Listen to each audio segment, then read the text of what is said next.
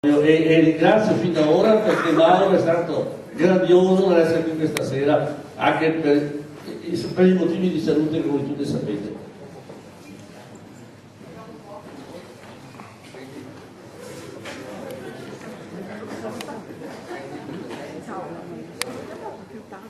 Si è conceduto 7:30.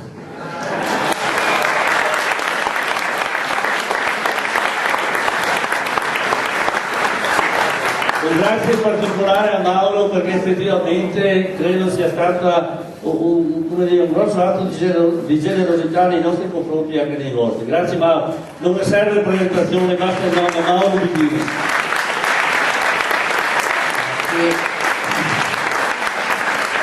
Allora facciamo finta di finire alle 7:30.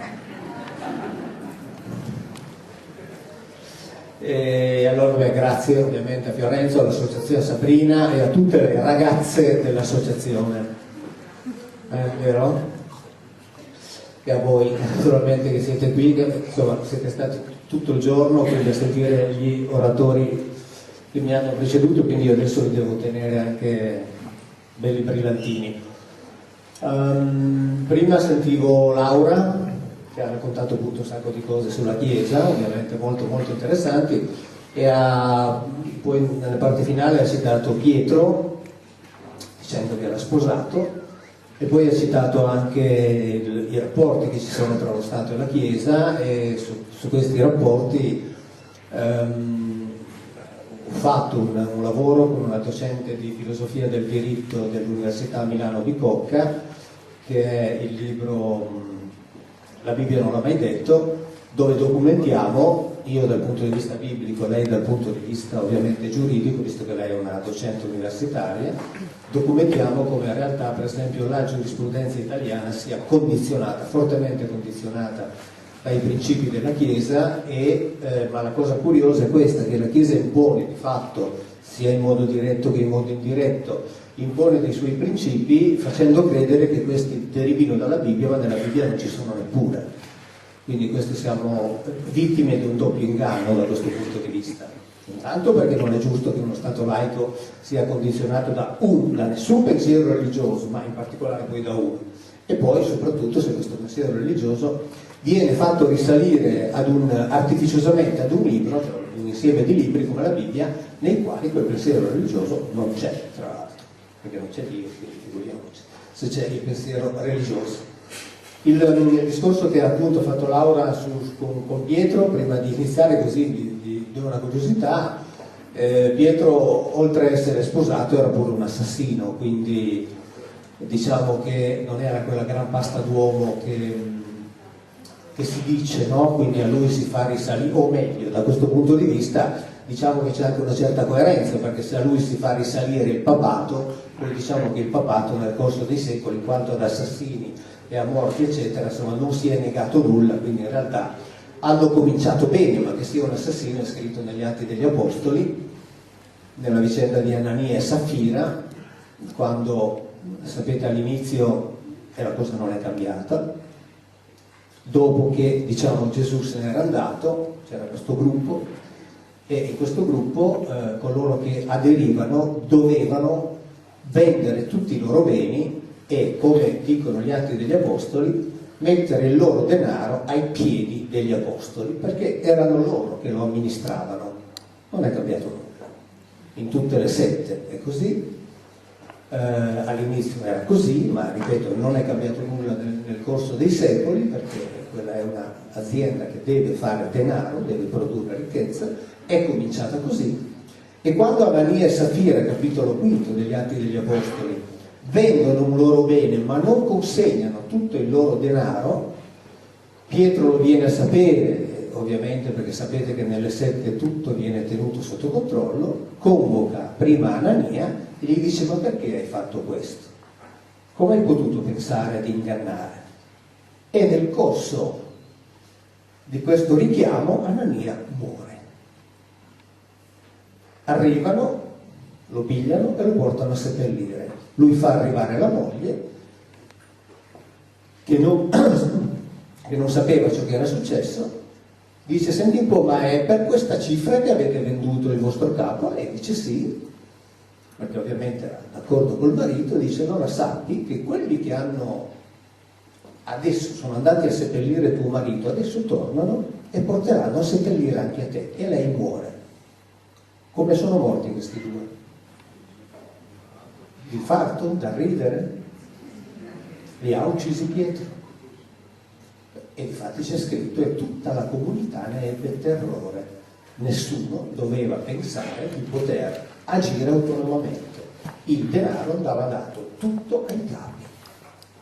Uno dice: vabbè, ma questa qui è la solita bigliinata. No, quello che ha tradotto la Bibbia in latino, che ha fatto la Vulgata, lo scrive nella sua epistola 109. Quando scrive, parla della severitas Petri necantis Anania, cioè della durezza di Pietro che uccide Anania. Ma quello non era il gruppo in cui bisognava praticare il perdono fino a 70 volte 7? Al primo sgarro ammazzato. È cominciato così. Per fortuna, a meno che tra di voi non ci sia un israelita, per fortuna noi, per quanto riguarda quel libro, possiamo solo fare finta che si occupi di noi. Possiamo fare finta, anzi dobbiamo fare finta che noi abbiamo qualcosa a che vedere con quel libro, ma noi non abbiamo nulla a che vedere con quel libro. Noi non dovremmo neanche parlarne, per la verità, perché non ci riguarda, ma proprio non ci riguarda per niente. Quel libro riguarda solo gli israeliti, e quando dico israeliti intendo proprio dire una famiglia specifica, cioè la famiglia di Giacobbe e i suoi discendenti, non gli ebrei in genere. Perché gli altri ebrei, discendenti per esempio addirittura dallo stesso Abramo, dovevano essere sterminati da parte degli israeliti. Cioè quel patto e quel libro riguarda solo quella famiglia. E loro, e quando dico loro intendo dire quindi gli ebrei, lo sanno benissimo. Tant'è che lo scrivono con assoluta chiarezza. Ma lo scrivono nei loro libri, quelli che stanno pubblicando adesso. Lo scrivono sapendo quello che dicono, perché hanno ragione. Questi qui sono dei testi scritti dai rabbini di commento alla Bibbia, casa editrice ebraica, e loro scrivono in assoluta tranquillità. L'intero libro, qui si parla del libro della Genesi, è il racconto della creazione della nazione ebraica. L'essenza della creazione non è la storia di monti e di valli, di oceani e di deserti, e neppure di animali o di uomini.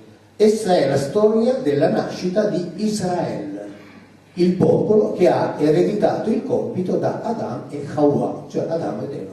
Punto. Hanno assolutamente ragione.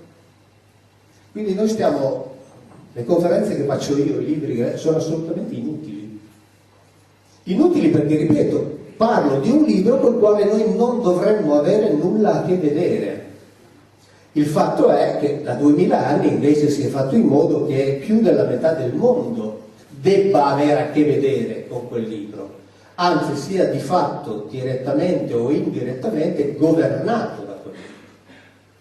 E quindi è per questo che bisogna parlarne.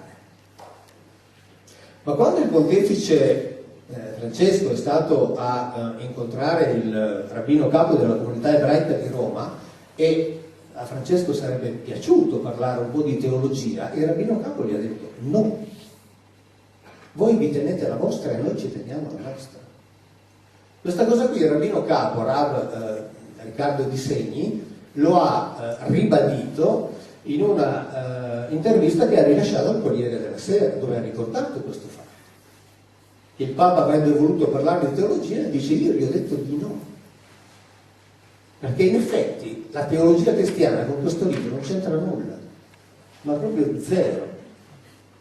È una invenzione totale, elaborata spesso contro ciò che c'è scritto in questo libro, nonostante ciò che c'è scritto in questo libro. È elaborata come se questo libro non esistesse.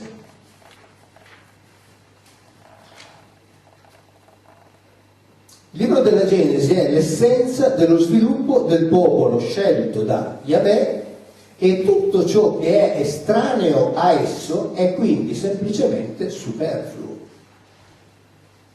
Ma questa è una profonda verità per chiunque studi la Bibbia, proprio per chi la studi, semplicemente così, per come è scritta, senza bisogno neppure di, come dire, traduzioni particolari, perché è già chiaro nella Bibbia che abbiamo in casa.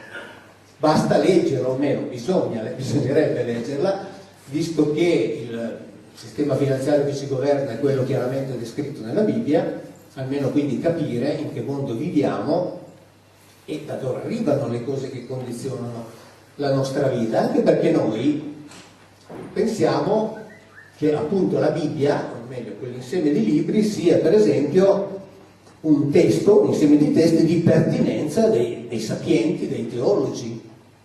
Ecco, i teologi fanno bene a fare i teologi, cioè si occupino di teologia, non devono occuparsi di Bibbia, perché la Bibbia con la teologia non ha nulla a che vedere. I teologi ci parlano di spirito, di anima, e i teologi appunto fanno parte di quel gruppo dei cosiddetti sapienti, cioè quelli che sanno, che conoscono i misteri di Dio. Ora, i misteri è una di quelle categorie che loro sono stati costretti ad inventare, perché siccome hanno inventato questa religione, poi ci sono delle cose che non sono in grado di spiegare, perché non le possono spiegare, perché hanno dato degli attributi a Dio, ma li hanno dati loro, a tavolino, no? Senza che ci sia un minimo di fondamento nei testi scritti, e quindi quando si va oltre ciò che loro sanno spiegare, allora introducono la categoria del mistero. Sentite cosa scrivono questi rabbini.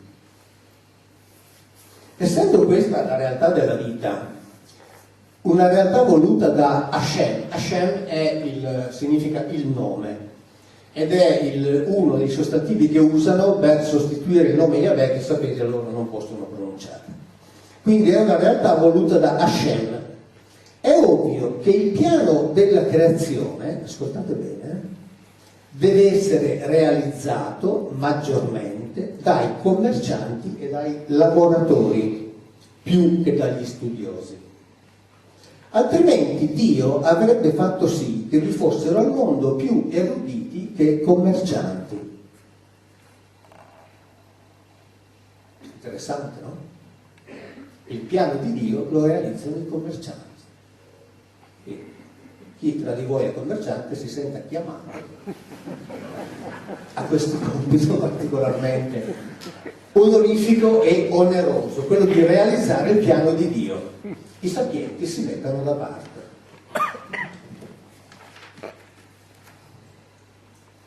Quando nella Bibbia c'è scritto che attraverso Abramo saranno benedetti i popoli, qui lo scrivono chiaramente, non significa che tutti i popoli del mondo saranno benedetti, poi cavolo, sarà benedetto la sua discendenza, non gli altri. Noi non c'entriamo nulla, io dico per fortuna. In principio il mondo, continuo a leggervi ciò che è scritto da loro, in principio il mondo fu creato per Israele. Stop.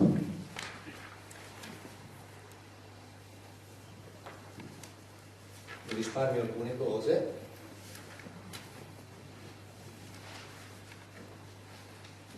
E questa cosa è talmente radicata, talmente importante, che addirittura a un certo punto si arriva a parlare dell'anima e si arriva a parlare della concretezza di quella che è l'opera di Dio. E adesso ci arriviamo. Allora, quando viene chiamato Abramo e gli si dice vai, cioè incamminati, gli dicono va per il tuo piacere, per il tuo bene, perché ti renderò una grande nazione e ti renderò ricco e potente, perché questo è il premio di quel Dio lì, rendere ricchi e potenti in questa vita. L'altra vita non c'è, non fa parte dei disegni e dell'interesse di quel Dio.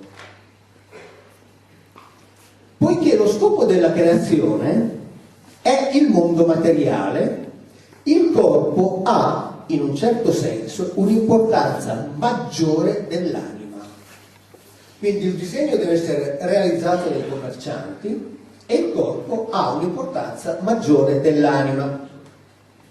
Se oggi può essere difficile cogliere pienamente questo concetto, quando verrà il Messia, la superiorità del corpo sarà palese.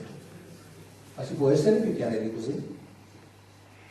È l'esatto opposto di ciò che ci viene insegnato da 2000 anni, ma è ciò che è scritto nella Bibbia. Per questo vi dicevo prima che la teologia elabora e dice delle cose nonostante ciò che c'è scritto in questo libro, nonostante, contro ciò che c'è scritto in quel libro, perché se si legge attentamente ciò che c'è scritto, tutto ciò che viene costruito in termini di spiritualità non ha senso. Il disegno è realizzato da commercianti e lavoratori e il corpo è superiore all'anima. Ma questo nella Bibbia è chiarissimo, chiarissimo.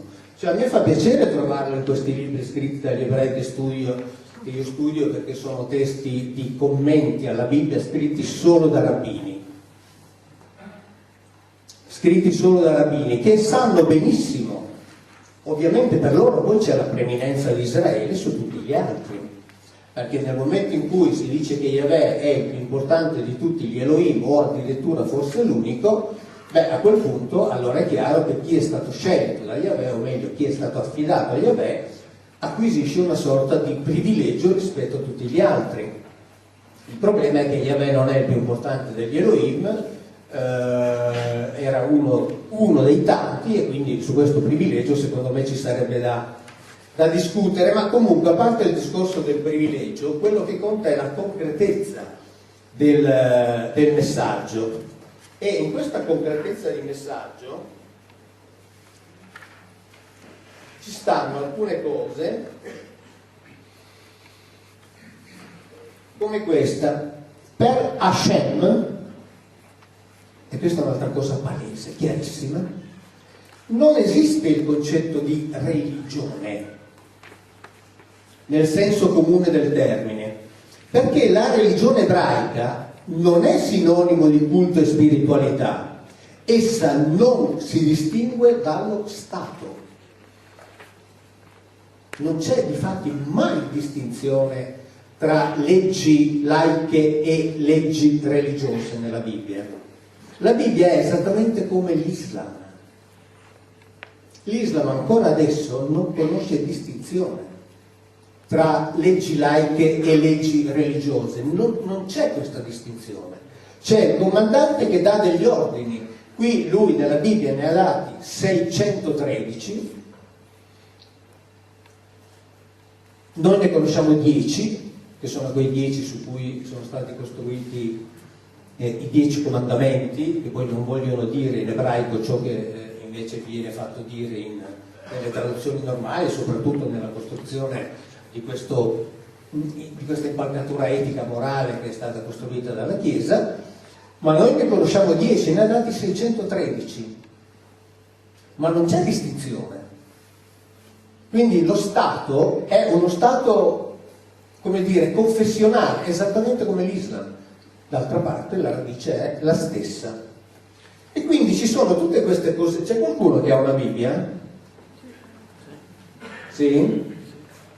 Ci sono tutte queste cose che sono molto curiose e che sono molto materiali. Per esempio, ecco, chi ha una Bibbia può cominciare a prendere magari Esodo 38.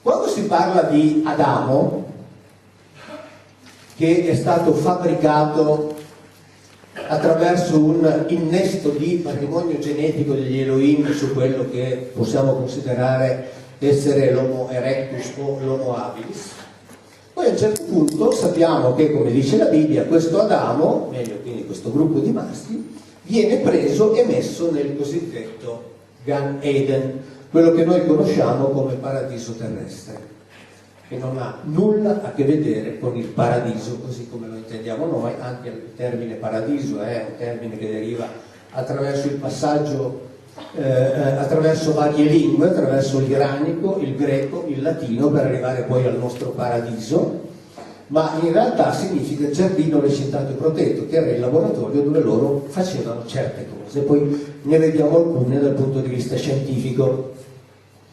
Quando loro prendono questo gruppo di maschietti, dico quando loro perché intendo dire gli Elohim, che erano molti, quindi nulla a che vedere con il Dio unico, perché nella Bibbia il monoteismo non c'è.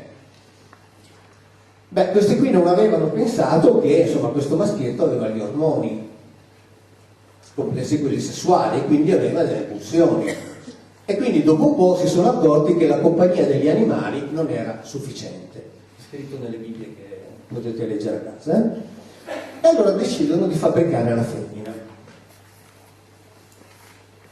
E che cos'è che li fa decidere a fabbricare la femmina? Le scene a cui assistevano.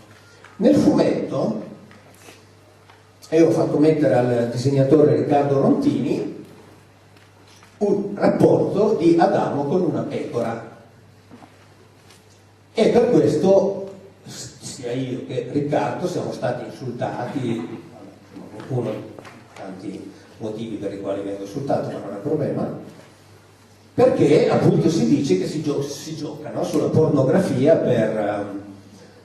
così per vendere, per fare scoop, eccetera. Sapete cosa c'è scritto qui nei rapini? C'è scritto questo: Adamo aveva avuto dei rapporti con tutti gli animali, ma non era rimasto soddisfatto finché non si era unito a Hawa.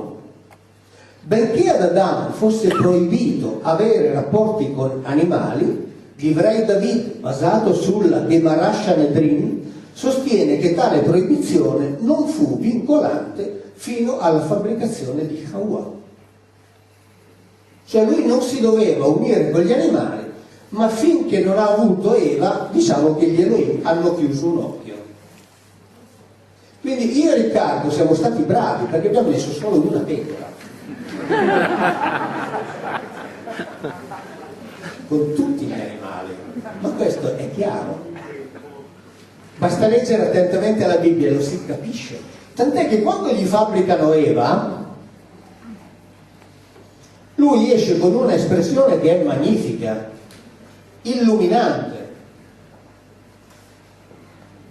Quando gliela presentano, dopo averla fatta prendendo le sue cellule, da una parte laterale ricurva, che non è la costola, e la stessa cosa è scritta in questi testi qui, se la significa lato, parte laterale, esattamente come io ho scritto a partire dal 2010 nei miei libri, ma d'altra parte non c'è da scoprire nulla, basta leggere. Beh, quando gliela portano, allora l'Adam disse: questa volta è osso delle mie ossa e carne della mia carne. Questa volta è la traduzione esatta dell'ebraico. Gli ebrei che traducono per esempio le Bibbie in inglese, ed è un'altra traduzione corretta, è finalmente, dice Adamo, finalmente. Queste ossa delle mie ossa e carne della mia carne. Finalmente ho una femmina. Ma questo è chiarissimo nella Bibbia. Solo che non si può dire, no?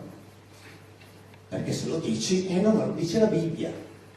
Lo dice la Bibbia. Non c'è bisogno di inventare nulla. E a proposito di cose crude, chi ha la Bibbia? Chi ha preso Esodo 32?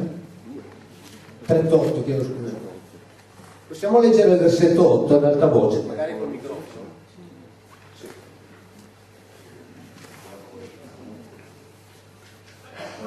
Versetto 8. Fece la conca di rame e il suo piedistallo di rame, impegnandovi gli specchi delle donne che nei tempi stabiliti venivano a prestar servizio all'ingresso della tenda del convegno. Allora, qui si parla di Mosè che per costruire questo bacile di rame si fa consegnare gli specchi di rame dalle donne che prestavano servizio alla tenda del convegno. Che servizio prestavano? Erano addette alla reception, al centralino. Possiamo prendere primo Samuele, primo libro di Samuele, capitolo 2? Primo Samuele, quale? Capitolo 2.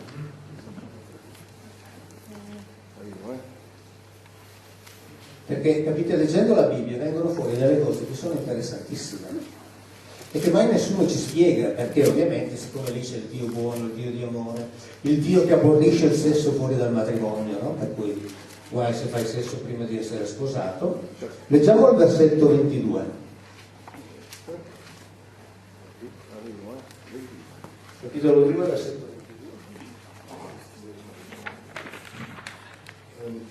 Egli era molto vecchio e gli veniva all'orecchio quanto i suoi figli facevano a tutto Israele, e come essi si univano alle donne che prestavano servizio all'ingresso della tenda del convegno. Perciò disse loro: perché dunque fate tali cose? Basta così, grazie. Prestavano servizio, loro si univano con le donne che prestavano servizio alla tenda del convegno. Cioè il Tempio di Dio aveva un servizio di prostituzione, per cui se andava lì si pagava e si faceva.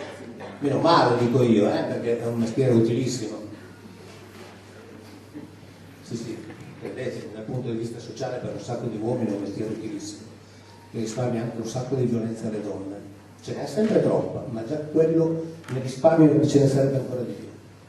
Bisognerebbe solo regolamentare. Ma ecco, Yahweh lo regolamentava, perché sapeva come stavano le cose. E quindi sia durante il viaggio nel deserto, sia dopo, al suo tempio c'era un servizio di prostituzione. Ma questo ve l'hanno mai raccontato? No. O spiegato? O giustificato? Ma lo sapete che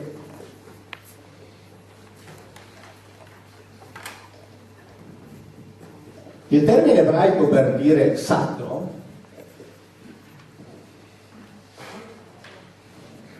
è questo qui.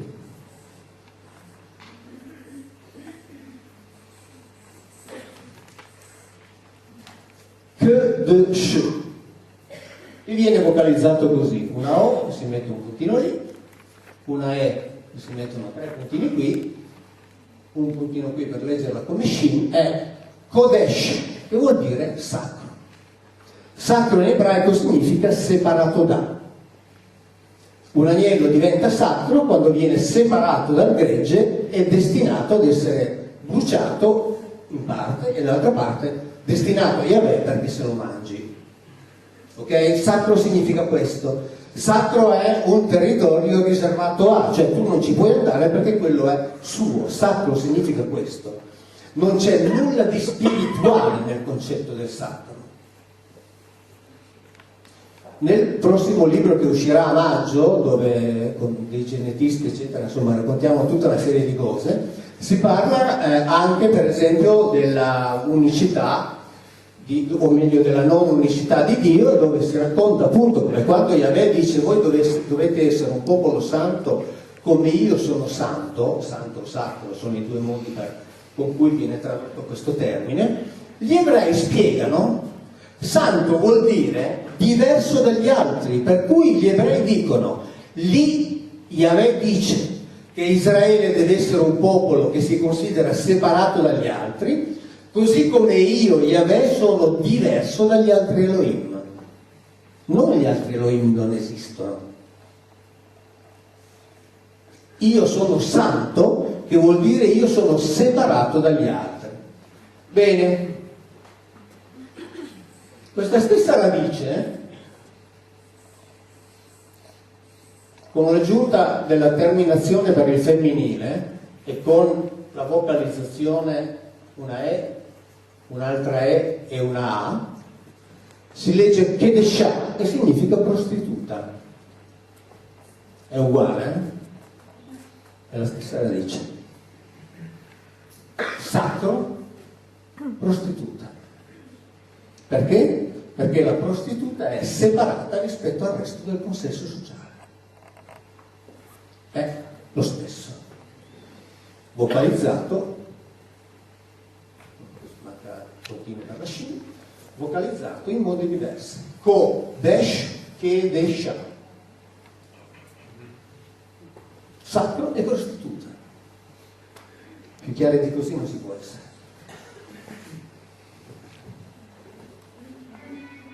Questo per dire come tutta una serie di concetti che ci vengono trasmessi, ripeto, ci vengono trasmessi nonostante ciò che c'è scritto nella Bibbia. Nonostante.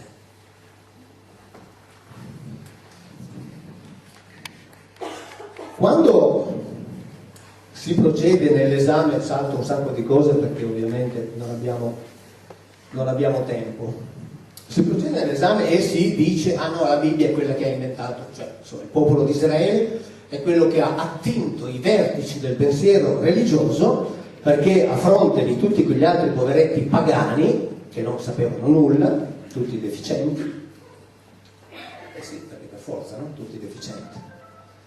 Se tutti gli altri parlavano con delle pietre senza sapere che dietro quelle pietre non c'era nessuno, erano tutti deficienti. Quindi i babilonesi che utilizzavano la geometria trapezoidale per calcolare le orbite dei pianeti erano dei deficienti perché parlavano con delle pietre senza sapere che dietro non c'era nessuno. Capite?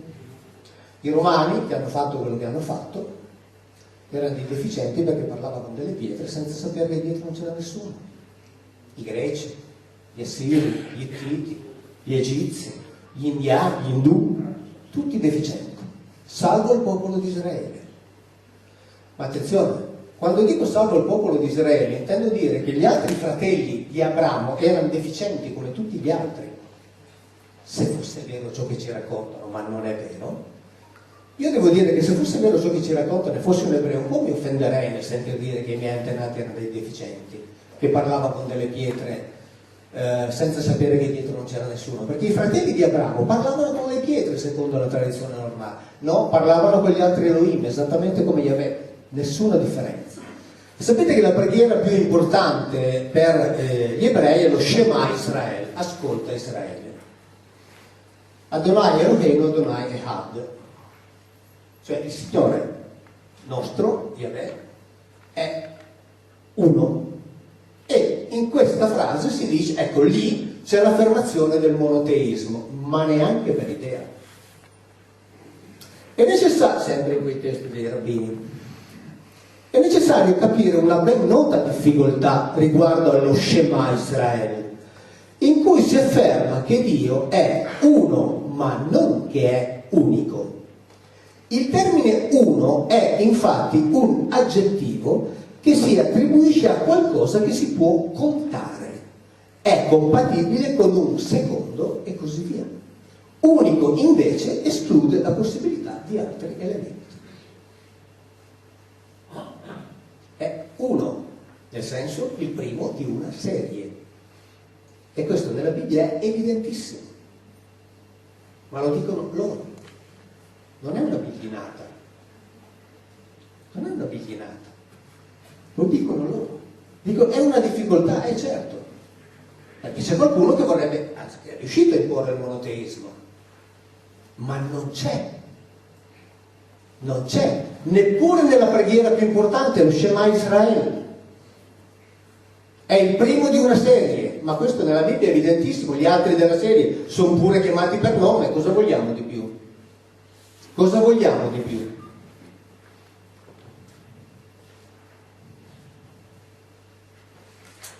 Il professor Manuel Top, che è forse il massimo esegeta ebreo contemporaneo, scrive nel suo testo, insomma, testo di analisi critica della Bibbia, scrive con molta tranquillità che Elion, che viene tradotto con altissimo, El, che è il singolare, diciamo, facciamo finta che sia di Elohim, e Yahweh non sono vari modi per indicare il Dio di Israele, ma corrispondono in realtà a tre individui diversi.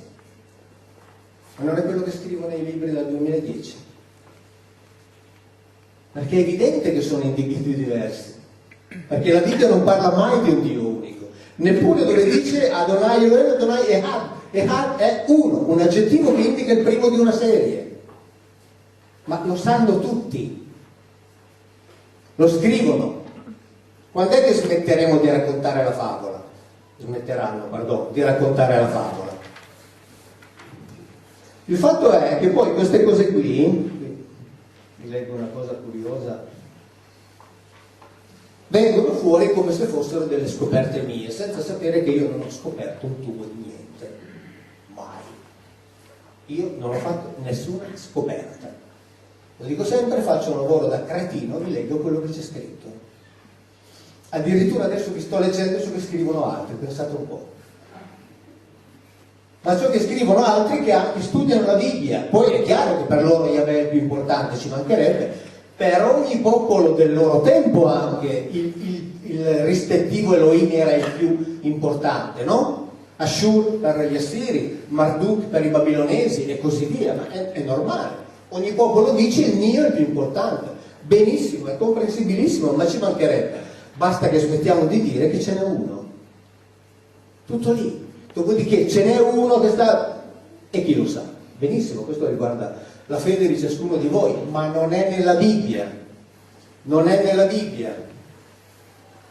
Però queste sono cose che sono, ripeto, evidenti per chi legge la Bibbia con un minimo di attenzione e un minimo di serenità, e non c'è bisogno che non ci dovrebbe essere bisogno che venga uno a raccontarla, perché effettivamente se ognuno se la leggesse, visto che è il libro dal quale viene ricavato quel concetto di eternità a cui dovrebbe essere affidata poi come destino ultimo la nostra anima, di cui la Bibbia non parla mai, e allora almeno sapere che cosa c'è scritto in quel libro io dico che dovrebbe essere importante, visto che teoricamente gli affidiamo la nostra eternità. Altrimenti viene fuori un po' come quel docente dell'Università di Napoli che ha scritto che Biglino è un mentecato, uno che ha perso il lume della ragione.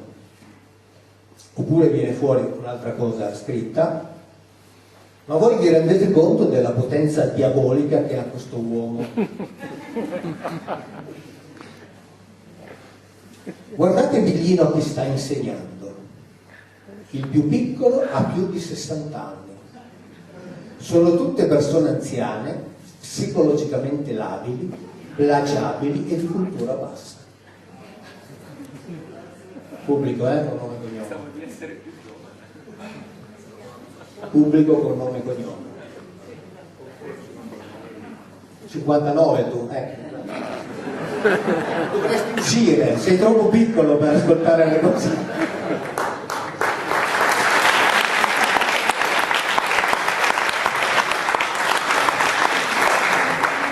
Allora, quel libro che dicevo per cultura bassa, quel libro che vi dicevo prima, fatto con la docente di filosofia del diritto all'Università Milano Bicocca, è stato fatto un seminario su quel libro, torniamo all'università a parlarne mi pare ad aprile, siamo stati chiamati dall'Università San Raffaele, siamo stati chiamati dall'Università dell'Insubria, sono stato chiamato a tenere una lezione all'Università del Piemonte Orientale, tutte persone che non hanno cultura, capite? E poi in realtà però, per esempio, uno di questi docenti che ha assistito a questo seminario poi ha mandato una mail alla coautrice del libro, cioè alla dottoressa Lorena Forni. I meriti principali di Mauro Biglino sono due. Uno è quello di riuscire a diffondere presso un vasto pubblico ricerche e tematiche che in parte sono già note negli studi specialistici. E questa è una profonda verità. Perché i sapienti, le cose che io dico, le sanno. Non è che non si sanno. La mia colpa è quella di raccontarvele facendovele vedere nella Bibbia, perché è questo che non bisogna fare. Perché un conto è sapere ciò che c'è scritto nella Bibbia, altro conto è raccontare ciò che la gente deve credere. E lui che ha capito dice: ecco, Biglino sta portando fuori dalle aule dei sapienti queste cose qui che tutti devono sapere, perché è un diritto di tutti sapere cosa c'è scritto in quel libro lì. Ed è un diritto proprio perché con quel libro lì ci governano. E questo è il problema, perché se non ci governassero sarebbe uno dei tanti libri, chi ha voglia se lo legge, chi non ha voglia non se lo legge, uno dei tantissimi libri che l'umanità ha scritto nel corso della sua storia. Ci mancherebbe. Per fortuna non siamo governati sulla base di Iliade e Odissea, che peraltro raccontano le stesse storie della Bibbia. Per fortuna non siamo governati sulla base dell'epopea di Gilgamesh, o dell'Enuma Elish o dell'Atrasis, che raccontano le stesse cose della Bibbia. Ma dalla Bibbia sì, e allora almeno andiamo a vedere che cosa c'è scritto. E dice l'altro merito è di aver costretto gli specialisti, in particolare quelli dell'Accademia Italiana, a confrontarsi sulle conseguenze nei rispettivi ambiti settoriali dell'interpretazione secondo il facciamo finta che. Pensate un po', questo facciamo finta che nel 2010 era considerato una battuta, sta entrando nelle aule universitarie. perché è l'unica cosa corretta che si può fare in quel libro. Facciamo finta che, non è una battuta. Tanto vi ho detto all'inizio, facciamo finta che si occupi di noi, ma lì è già un fare finta molto generoso, perché sappiamo che non si occupa di noi. Il libro poi viene utilizzato per occuparsi di noi, e sappiamo come, e quindi è per questo che, ripeto, bisogna conoscerlo. Il cosiddetto libro sacro ha modellato l'antropologia degli ultimi 2 millenni e supportato la costruzione di interi sistemi politici, assiologici, culturali, sociali ed economici. Quella di Pillino è anche una sfida ad ognuno di noi. Possiamo riprenderci in mano la storia e il destino, scrive questo docente universitario. Per fortuna che tutti plagiabili, psicologicamente labili, a parte lui, tutti sessantenni, lui ha dichiarato che ne ha 59, tutti sessantenni, capite? Una delle cose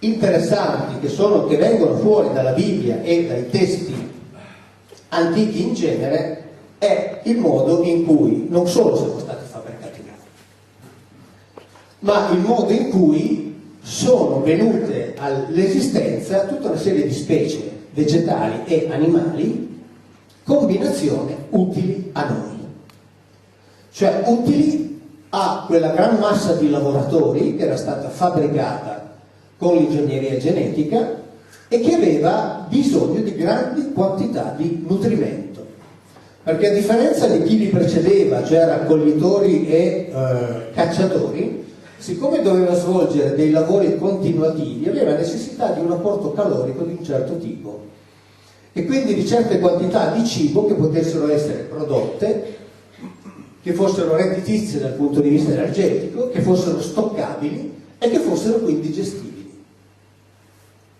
E la scienza stessa ci sta dicendo da tempo che tutta una serie di cose, almeno per quanto riguarda, diciamo così, il vecchio, quello che noi chiamiamo il vecchio continente, sono avvenute, guarda caso, proprio in quei territori dove i testi antichi collocano l'azione principale di quelli lì, che la Bibbia chiama Elohim, e sono avvenuti in secoli e millenni ben precisi, e sono avvenute tutte assieme. Tutte assieme. Ma ciò che dice la scienza, e lo dice nelle sue riviste, e questa è una cosa che ha scatenato una polemica priva di qualunque fondamento, del dottor Bressanini nei miei confronti, perché io ho letto in pubblico e torno a leggere il suo articolo, dove dice che in sostanza il frumento è frutto di una serie di eventi genetici in natura impossibili, messo fra virgolette. Allora io ho citato questo suo articolo e lui dice: ma Biglino mi fa dire cose che non dico. È scritto qui. Dice: perché io quando ho scritto impossibili fra virgolette intendevo dire improbabili. Benissimo. Che problema c'è?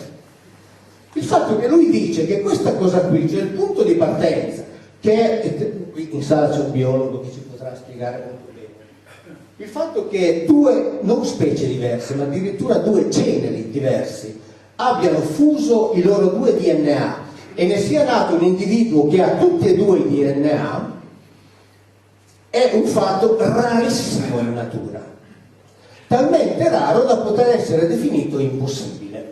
Però questo è avvenuto e lo documenta la scienza, ed è avvenuto circa 10.000 anni fa. Ed è avvenuto non sulla viola mammola, sulla margherita, ma è avvenuto sui cereali, cioè su quel cibo che nei secoli, nei millenni ha nutrito migliaia, centinaia di migliaia, milioni di persone. Ed è avvenuto nel periodo e nei luoghi in cui i testi antichi ci dicono che c'erano quelli lì, che facevano certe cose nei loro Gan Eden. Questa roba qui, che è scritta chiaramente, prende in considerazione soltanto il primo degli eventi, fra virgolette, impossibili, perché non ci spiega gli altri. Perché voi pensate, 10.000 anni fa,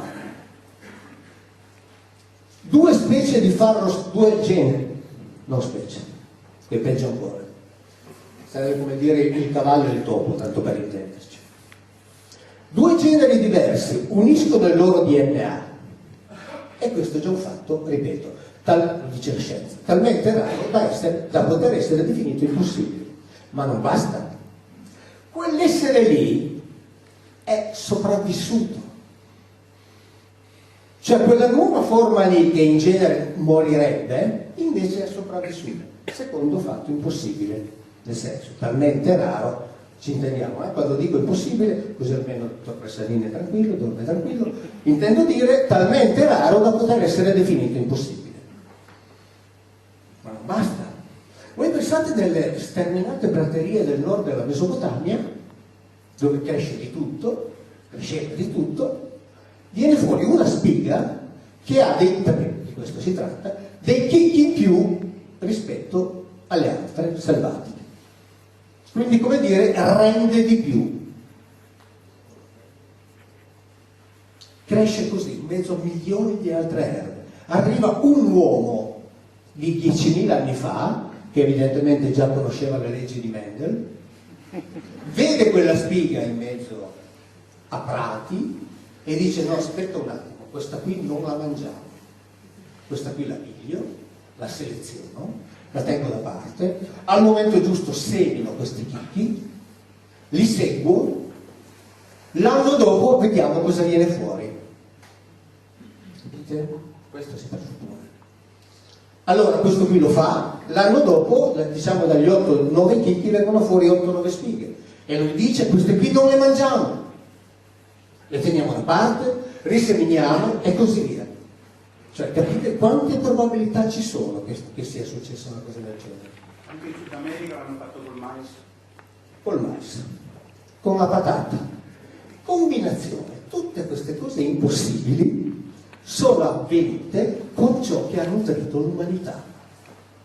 Tutte impossibili. Va bene? Allora, siccome gli eventi impossibili sono tanti, e lo dice lui stesso, successivamente una serie di ulteriori modifiche genetiche, cioè tutte modifiche genetiche, tutte positive, tutte funzionanti, tutte hanno portato a ciò che noi conosciamo, cioè a quel grano che noi mangiamo. E poi lui, nel proseguo delle cose, dice: probabilmente non sapremo mai che cosa è avvenuto. Benissimo. Se lui vuole stare fermo al probabilmente non sapremo mai, stia pure fermo al probabilmente non sapremo mai. Per fortuna ci sono degli altri suoi colleghi che invece dicono: forse c'è la possibilità di sapere. E questi sono scienziati veri. Dico bene? Perché gli scienziati veri tengono la mente aperta, non sono dogmatici. Perché la scena, sapete qual è? Tra l'altro, l'ultimo libro del professor Manzi, antropologo, paleontologo, docente universitario, dice che delle cose che sono avvenute nel nostro cranio,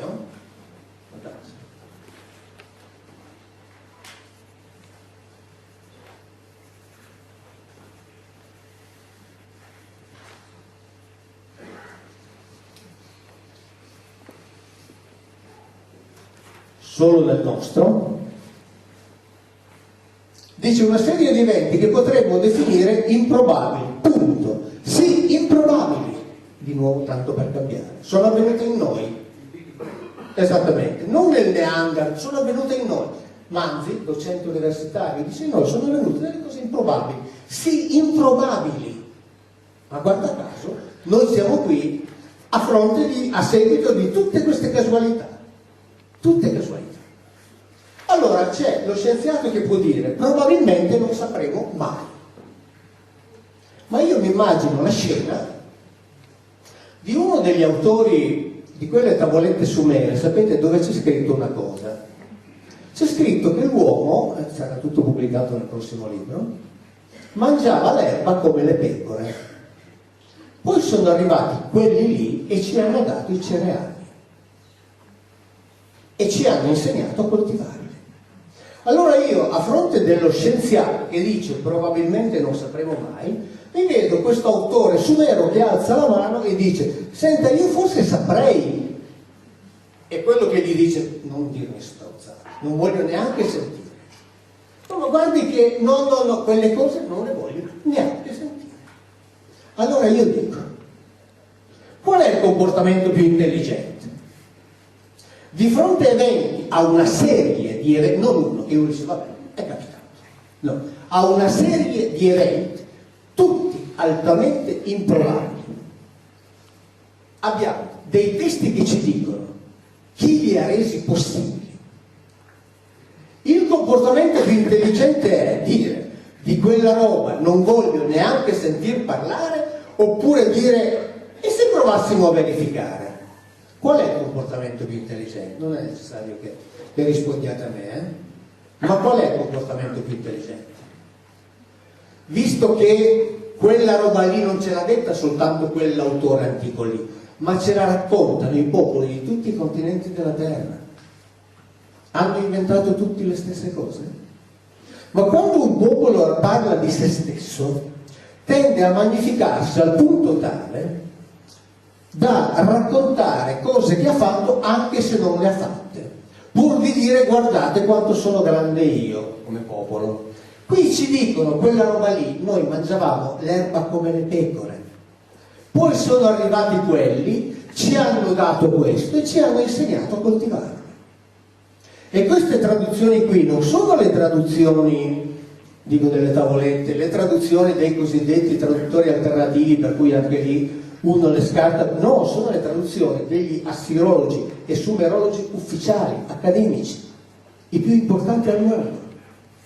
Noi mangiavamo l'erba come le pecore, sono arrivati loro e ci hanno dato i cereali. Qui c'è scritto che i cereali probabilmente non sapremo mai come sono nati, ma ce l'hanno detto. Basta che facciamo finta che sia vero, perché se facciamo finta che sia vero andiamo scientificamente a verificare. Se invece diciamo quella roba lì non la voglio neanche sentire, rimarremo sempre nel probabilmente non sapremo mai. Ma ce l'hanno detto, porca miseria. È questo che veramente stupisce certo tipo di comportamento, e che secondo me non è accettabile dal punto di vista. Dopodiché uno potrà verificare e dire: no, non è così. Va bene, ok, ma almeno l'abbiamo verificato. Secondo me se lo verifichiamo dobbiamo scoprire che è così, perché diceva prima bene l'amico il mais, perché il mais da solo sappiamo che non è in grado di riprodursi, cioè il mais, se non è seguito dopo un anno, massimo 2, non esiste più. E quindi come ha fatto ad arrivare fino a noi? Cioè chi è che l'ha, fra virgolette, inventato? Compresa la tecnica per riprodurlo. Delle persone che 10.000 anni fa conoscevano la genetica? Sì, ma non i nostri diretti antenati, altri, di cui tutti i popoli ci parlano. Poi chi siano questi altri è una cosa su cui si potrebbe discutere. Io l'ho scritto un sacco di volte anche in rete. Per me, se un giorno si scoprirà che erano degli alieni, dirò bene. Se un giorno si scoprirà che erano il residuo di una civiltà esclusivamente terrestre che è sopravvissuta al diluvio, io dirò bene. Se un giorno si scoprirà, ci sono quelli che dicono che stanno nella terra cava, io dirò bene. Se un giorno si scoprirà che siamo noi terrestri andati avanti nel futuro e poi tornati indietro, io dirò bene. Se un giorno si scoprirà che sono individui provenienti da altre dimensioni, io dirò bene. Chi se ne frega? L'importante è che smettiamo di dire che quelli lì sono Dio. Questo è importante, perché non sono Dio. Perché i testi antichi non ci parlano di Dio, che non vuol dire che Dio non esiste, ripeto, lo dico sempre ogni volta, stanno sugli equivoci. Io di Dio non so nulla, quindi non ne parlo di libri, e quei libri non parlano di Dio, parlano di quelli lì. Dopodiché ciascuno pensa di quelli lì quello che vuole, proprio una cosa che proprio. Ma quando si va avanti e si leggono dichiarazioni, tra l'altro non soltanto appunto cereali, cioè per dire il farro, il grano, il mais, ma anche, guarda caso, sempre in quell'area, le prime forme domesticate di suino compaiono lì esattamente negli stessi periodi, almeno una delle 4 linee genetiche dei bovini domestici è nata lì. Ma quante cose casuali sono nate? Ma quante cose casuali si sono verificate? Tutte improbabili. E quando si parla addirittura, per esempio, della patata, quella che si mangia,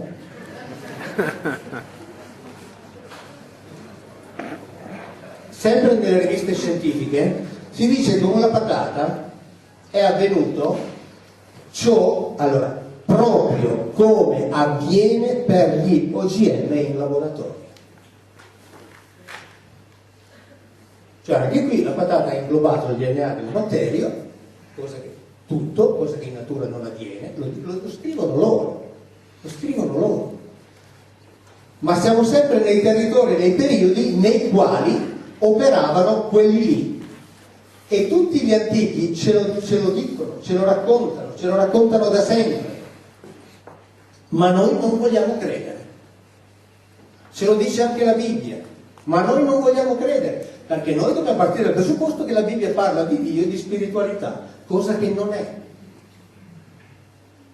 E la vita come siamo presi? Uguale. Sa dove è nata la vite? Lì. E quando è nata? Stesso periodo.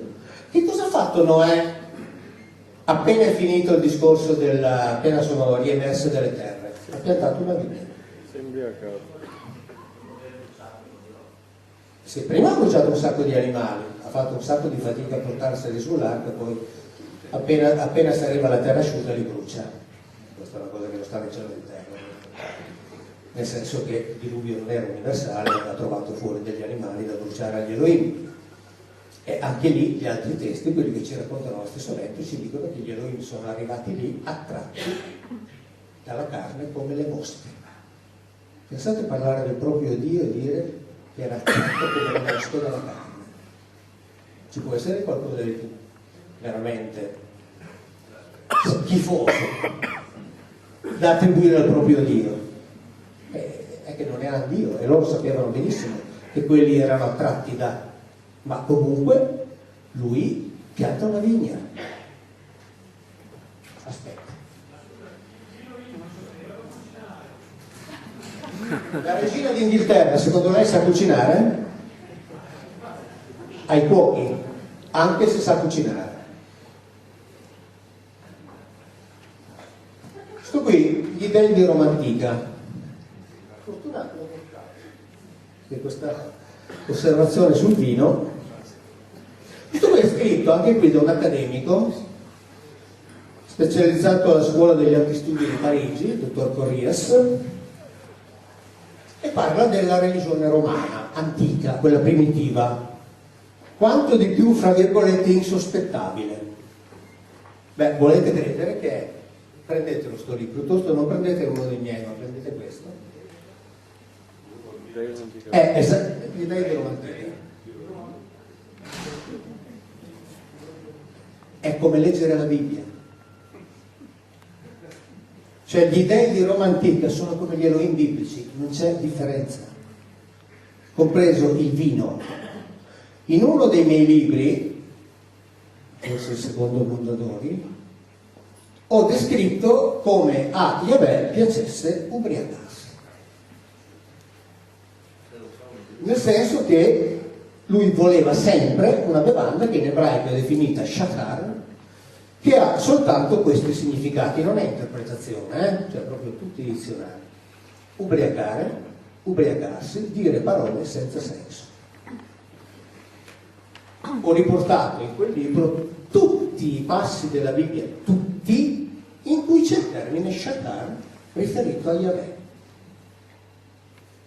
Ne voleva quella bevanda lì, e purtroppo l'unità di misura che è indicata nella Bibbia non è precisa, ma significa da 2 a 5 litri al giorno. Buona. Pensa di fare gatto.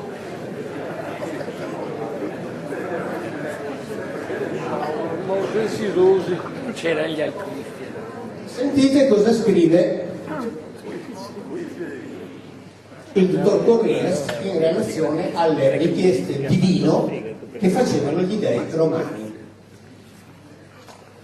parlando della vite, al Dio era destinato il prodotto finito, il vino.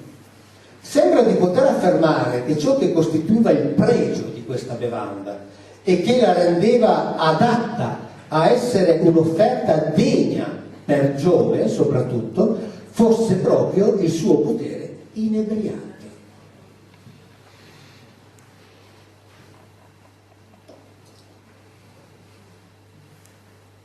Sulle ragioni di questo gradimento del vino da parte di Giove non sembrano sussistere dubbi. Si tratta di un piacere legato alla percezione del profumo, del sapore, nonché delle sensazioni fisiche da essa prodotte. Esattamente come gli re. A questi piaceva bere, mica solo loro. Dio. Però, voglio dire, tutti i popoli antichi che ci hanno raccontato queste cose, ci hanno raccontato le stesse cose in relazione ai loro dei. Quindi un'altra cosa che ci dobbiamo togliere dalla testa è che la Bibbia sia il libro unico, come viene definita, il libro dei libri. Col cavolo, la Bibbia è un bignamino. Un bignamino. Stamattina ha parlato Baccarini, no? Lui si occupa, sapete, dei testi della religione induista. Ecco, la Bibbia nei confronti di quei testi lì è veramente, ripeto, il manuale delle giovani marmotte. Perché la Bibbia si occupa del rapporto di una famiglia, Israele, con uno degli Elohim. Stop. Il Mahabharata sono come Iliade e Odissea messe assieme moltiplicati per 20. Vedete cosa vuol dire? Iliade e Odissea messe assieme moltiplicati per 20. La Bibbia è quella roba che conosciamo, ma ci racconta le stesse cose, tant'è che lui ricorda come Dumézil, uno dei massimi esperti storici, osserva che nell'India vedica il principale fruitore del soma, il succo fermentato della pianta omonima, è Indra, ed è un succo fermentato, tanto per cambiare. E poi un altro che beveva molto era Odino, non meno attratto dal vino e dai suoi effetti inebrianti. Tutti. Se voi leggete nelle tavolette sumere ci sono delle descrizioni dei banchetti che loro facevano, loro lì si ubriacavano di birra. Gli Anunna o Anunnaki si ubriacavano di birra. In uno, per esempio, c'è una descrizione alla fine di un banchetto quando Enki e Nigma, tutti e due resi ebri dalla birra, si sfidano nel fare certe cose, ma belli allegrotti. E va benissimo. Yahweh non è diverso da questi. Yahweh è come questi. E qui addirittura si narra di quando, sapete, Enea arriva sul giasco da Troia, arriva nel territorio appunto dove poi sarà fondata Roma, e combatte con quelli che giustamente stavano lì. E nelle offerte, quindi in questa lotta tra i due dove ciascuno cercava di accattivarsi l'aiuto delle divinità, Mezenzio non offre a Giove niente di appetibile, Enea offre a Giove il vino di tutto il Lazio e Giove si mette dalla parte di Enea. Per il vino. E poi Giove convince Giunone a passare da quella parte e dice lei non con il vino ma per altri tipi di offerte alimentari.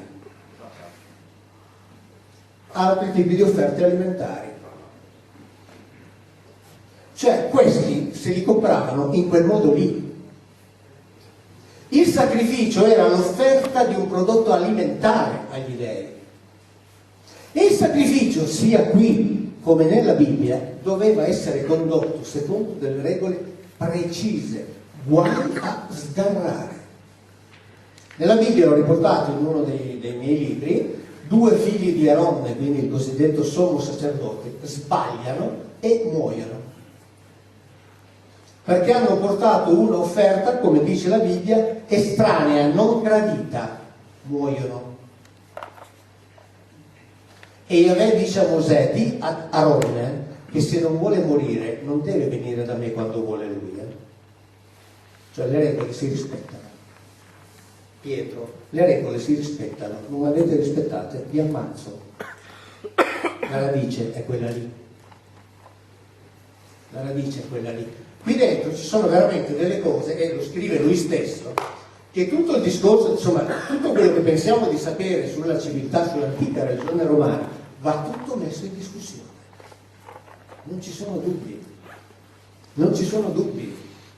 In uno dei libri, anzi in due libri, ho fatto il confronto, l'analisi parallela tra Bibbia e Iliade e Odissea, raccontano le stesse storie. I teoi greci sono come gli Elohim biblici.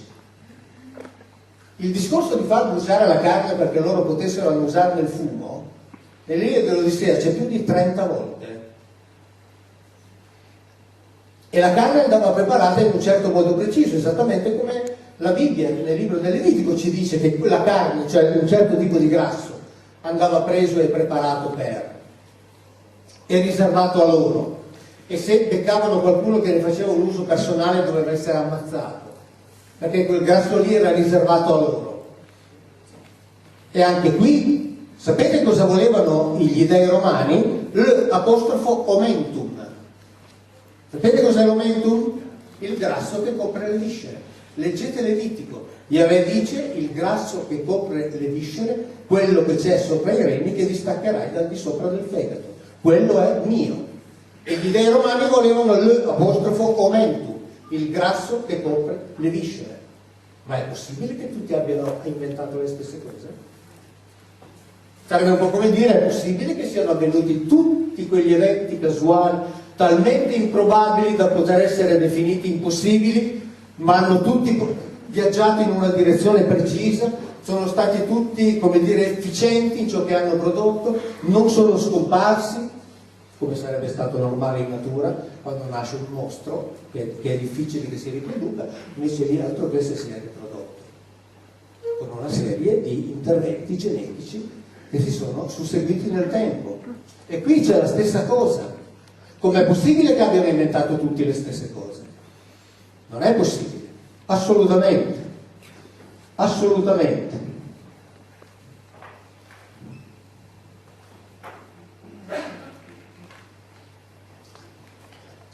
Per cui vi dicevo che ci vengono raccontate delle cose indipendentemente da ciò che c'è scritto nella Bibbia. Per cui ci sono tutta una serie di traduzioni che dovranno cambiare e che cambieranno inevitabilmente. Io lo sto dicendo da tempo. Una è già cambiata, almeno in Germania. Vedremo quando cambierà in Italia. È già cambiata nel senso che l'hanno fatta cambiare i vescovi tedeschi, Conferenza Episcopale Tedesca, che finalmente è scomparsa nel senso che non c'è mai stata, la profezia di Isaia sulla Vergine che concepirà e partorirà un figlio.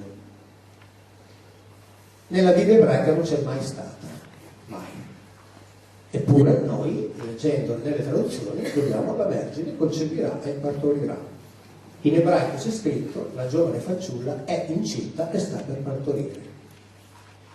Finalmente, nelle Bibbie tedesche del 1 gennaio 2018, hanno tradotto esattamente e hanno messo in nota che il termine ebraico Alma non significa vergine, ma significa giovane fanciulla, come sanno tutti quelli che conoscono un po' di ebraico e che leggono i dizionari di ebraico.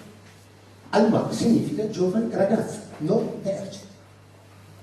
Non c'è da scoprire nulla, basterebbe non falsificare ciò che c'è scritto. Basterebbe non falsificare ciò che c'è scritto. Adesso la cosa bella è che in Germania quella profezia lì non la possono più predicare i cattolici tedeschi. Invece i cattolici italiani la possono ancora predicare, perché nelle Bibbie italiane si continua a scrivere il falso. Alma in greco viene tradotto con parthenos. Ora parthenos in greco significa sia giovane ragazza che vergine.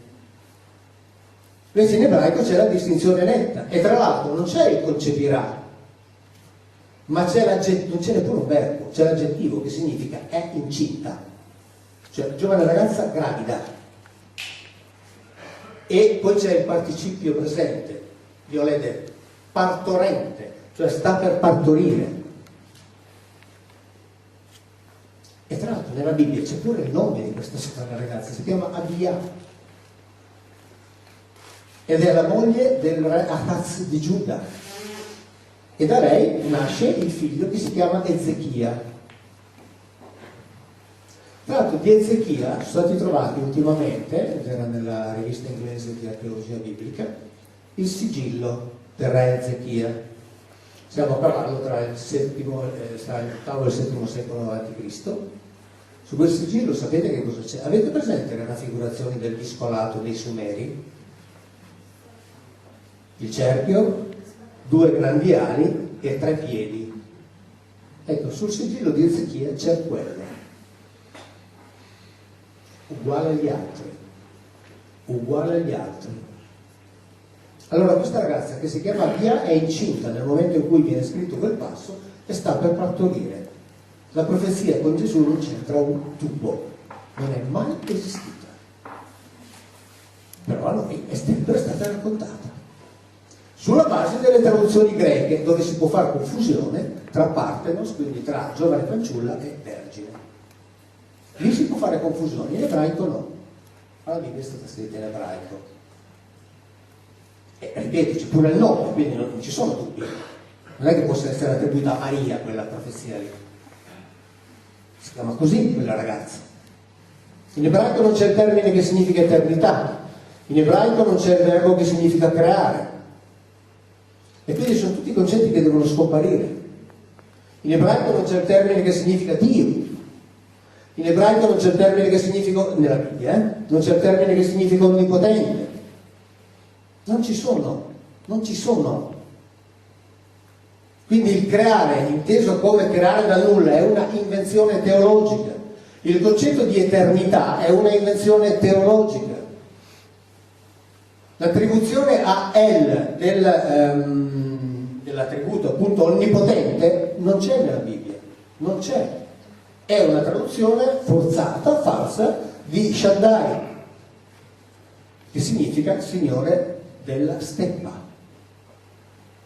Allora, io capisco che se ovviamente nella Bibbia quando Yahweh, diciamo, quando un El si presenta ad Abramo e gli dice io sono El Shaddai, cioè io sono il Signore della steppa, se un fedele legge quella roba lì dice cos'è sta roba, come Dio è il Signore della steppa. Sì, Dio è il Signore della steppa perché Yahweh era il governatore del Negev, cioè della steppa, quindi è perfettamente coerente la definizione, solo che avendo inventato l'idea di un Dio onnisciente, onnipotente, spirituale, trascendente, eccetera, beh, onnipotente da qualche parte ne hanno fatto in modo di farcelo entrare, ma non c'è, non c'è.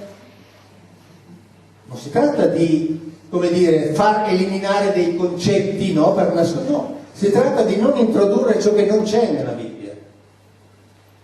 ma lo introducono perché hanno necessità di introdurlo, perché altrimenti se la raccontano per quello che c'è scritto, come sarebbe giusto, finisce tutta la costruzione che è stata elaborata su quello, finisce, è inevitabile.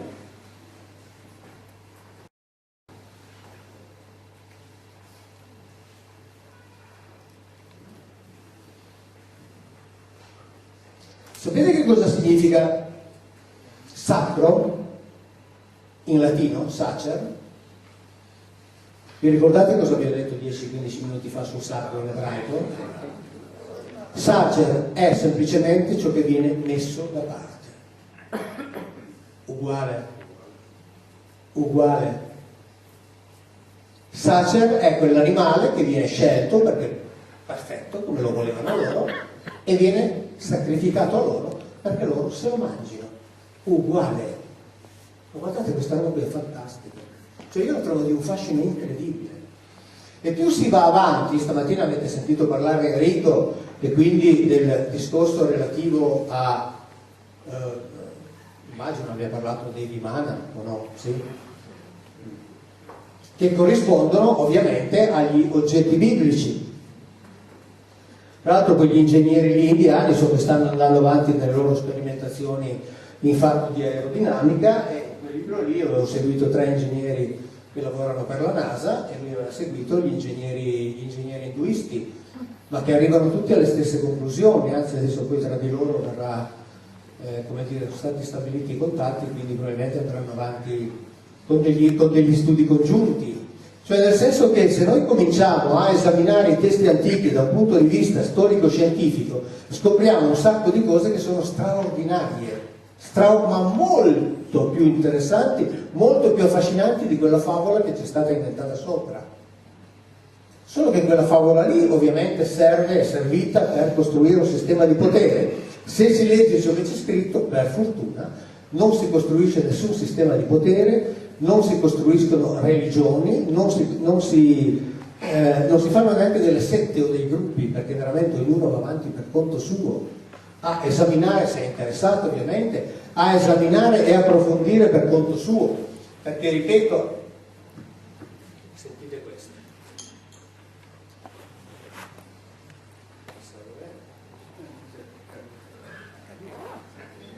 E quello che è caduto? Sono caduti due? No, qua, sotto. Allora ne ritrovo questi, perché sicuramente è caduto quello lì.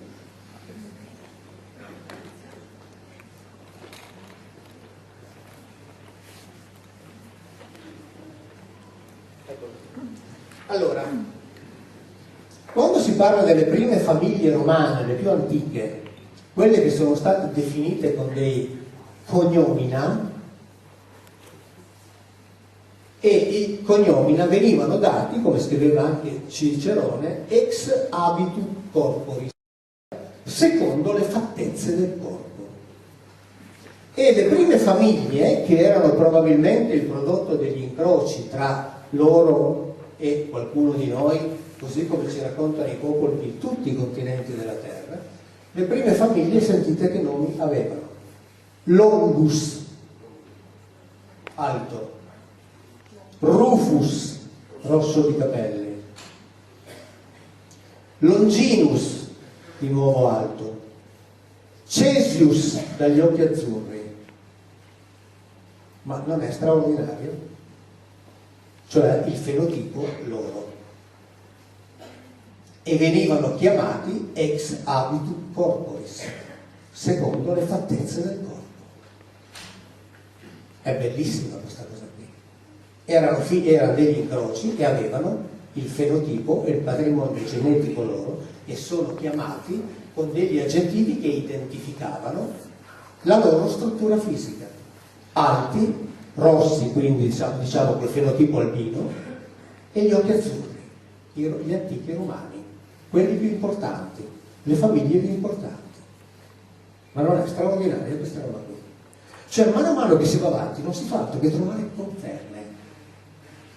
Ma per trovare conferme, come dicevamo prima, bisogna avere la mentalità aperta, non dire quella cosa non la sapremo mai, soprattutto in presenza del fatto che c'è qualcuno che ce l'ha raccontata.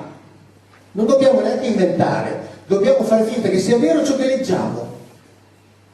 Tutto lì, ma ci vuole tanto a fare questo, perché poi chiaro che facendo questo si finisce inevitabilmente per mettere in discussione un sacco di, fra virgolette, dogmi, perché vengono presentati come tali, purtroppo, certe volte anche in ambito scientifico, purtroppo, non da tutti ovviamente. Allora però bisogna metterli in discussione. Ma quando noi leggiamo questa cosa qui dei Romani e quindi delle prime famiglie, sapete che i patrizi si chiamavano così perché potevano avere il nome, si conosceva il nome del pater. Invece all'inizio, quindi erano i nobili, perché si conosceva il padre, invece gli altri. Che noi pensiamo di aver raggiunto, come dire, un grado di libertà sessuale, noi siamo dei frustrati dal punto di vista sessuale rispetto alle civiltà antiche, dobbiamo mettercelo in testa. Siamo veramente dei frustrati, vittime di tabù. Perché là la maggior parte delle persone non conosceva il nome del padre. Quelli che lo conoscevano erano i patrizi, pater. Capite che ci sono tutta una serie di cose da rivedere, ovviamente, nella storia che ci viene raccontata. Però se noi mettiamo insieme tutte queste robe qui, tutto rimanda ad un quadro che è quantomeno coerente. Poi dire che sia vero, ovviamente, lo potranno dire i posteri quando avranno le prove. Io non ho prove, ovviamente, io dichiaratamente racconto ciò che leggo nei libri, cercando di rimanere fedele quanto più possibile, ovviamente, perché quando si parla di lingue antiche la certezza non c'è mai, questa ce la dobbiamo togliere per fortuna, quasi dico, almeno così c'è il gusto per scavare, studiare, eccetera. Però, insomma, quantomeno se il quadro che viene fuori è un quadro coerente, allora è un quadro che ha senso ed è un qualcosa verso cui vale la pena di indirizzarsi a ricercare e a verificare. Però se mettiamo assieme tutte quelle improbabilità di prima, questo discorso delle famiglie, il discorso del vino, il discorso dei sacrifici, ma porca miseria, tutti ci dicono le stesse cose, tutti. Come possiamo noi continuare a dire no, quelle cose lì, ma no, ma per carità, ma non le voglio neanche sentire raccontare. Ma addirittura già gli storici antichi, Pausani, eccetera, dicevano che nessun mito può esistere se non ha un fondamento di verità.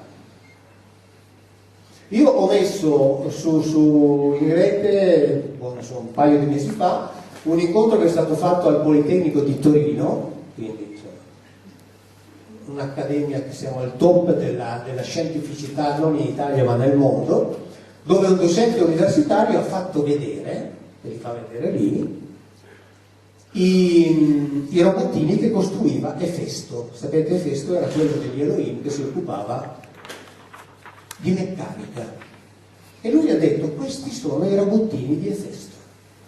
Docente, in una lezione pubblica, c'era circa 200 studenti, filmata, messa in rete, docente del Politecnico di Torino.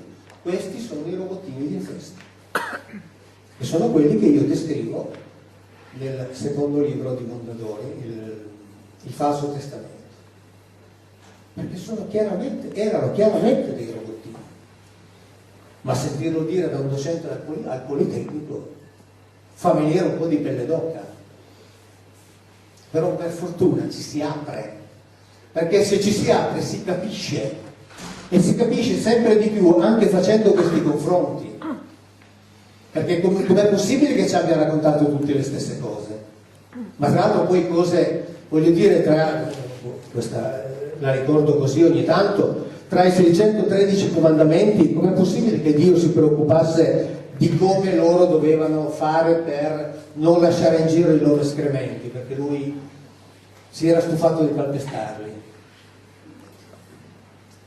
Quando dice nel vostro equipaggiamento avete un piolo, quando dovete sportare andate fuori dall'accampamento, fate una buca e poi ricoprite.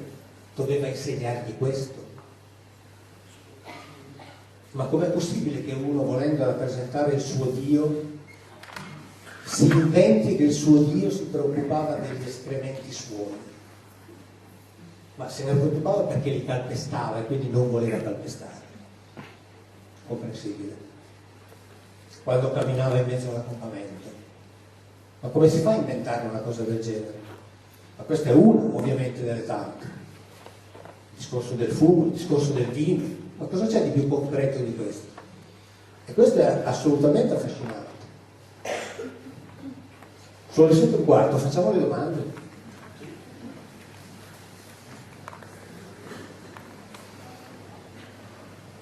Una parentesi sulla compagna di Yahweh. Sì, la compagna di Yahweh è una compagna che, diciamo, solo la Bibbia non conosce, perché si è fatto in modo ovviamente di eliminarla. Ma gli ebrei al di fuori della Bibbia la conoscevano come, la chiamavano anche per nome. Per esempio nel Negev sono stati trovati un sito in cui, diciamo, c'erano degli ebrei che praticavano la profezia, non intesa come previsione del futuro.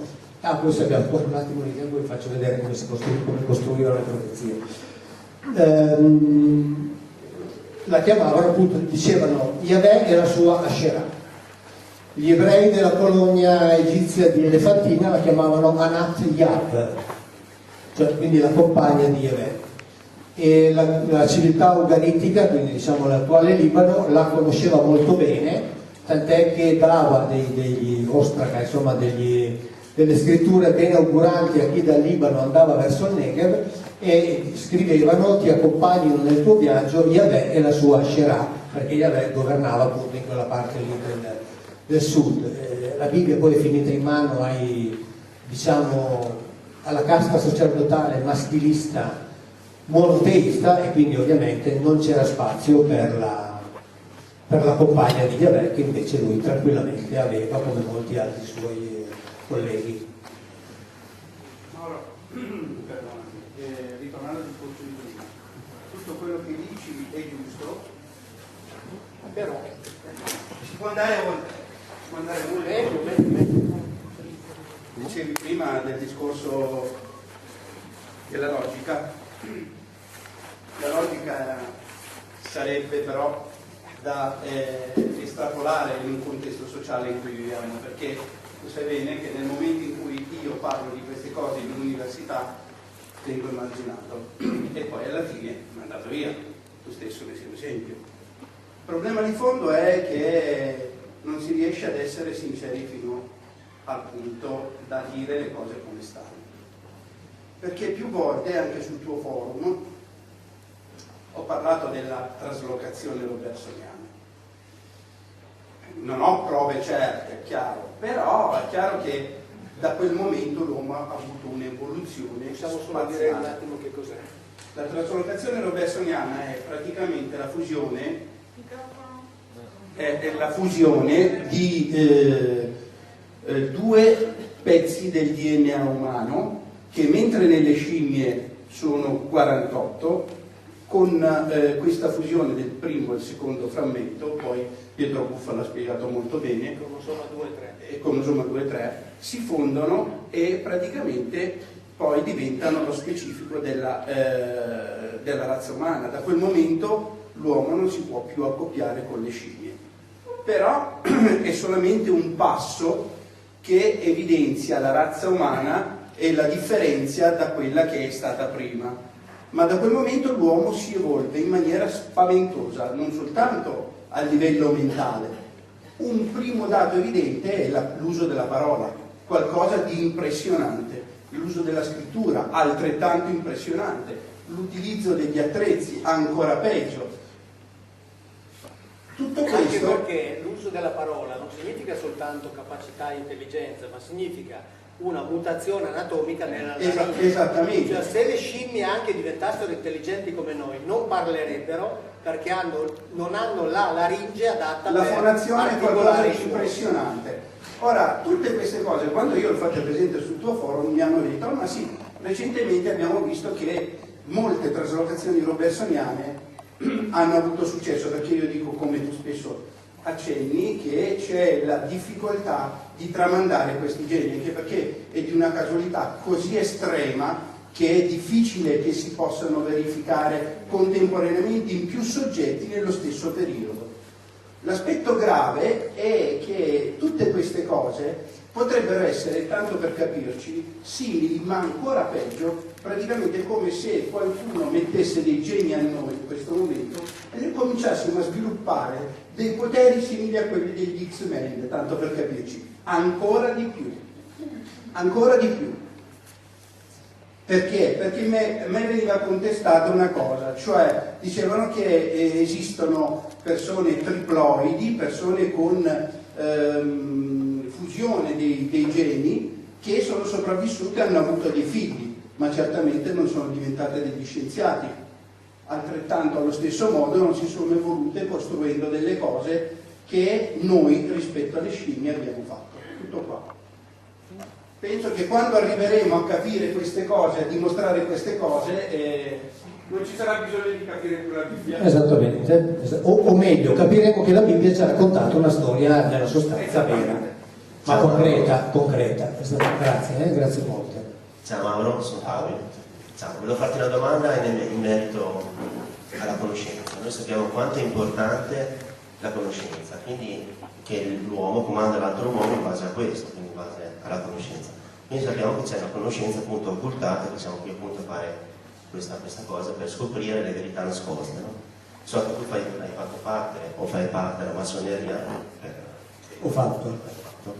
E volevo da te sapere da te cosa ne pensi appunto di questa cosa qui. E l'altra cosa parla la Bibbia sulla terra piana e sulla terra cava e sull'albero della vita. perché so che per esempio Gilgamesh per avere la vita, diciamo, Avete eterna. tutti una settimana di ferie? Scusa la domanda. No. Da che cosa devo cominciare? La prima era sulla massoneria, lì che cos'è che volevi sapere? Ah, è come tutte le altre associazioni, come i Rotary, come i Lions, per cui dentro ci sono, è fatta da uomini, quindi dentro ci sono persone di tutti i tipi. Tenendo presente che quando si parla, io quando leggo, essendoci stato dentro per circa 10 anni, quando leggo di massoneria molto spesso sorrido perché ne parlano persone che non la conoscono.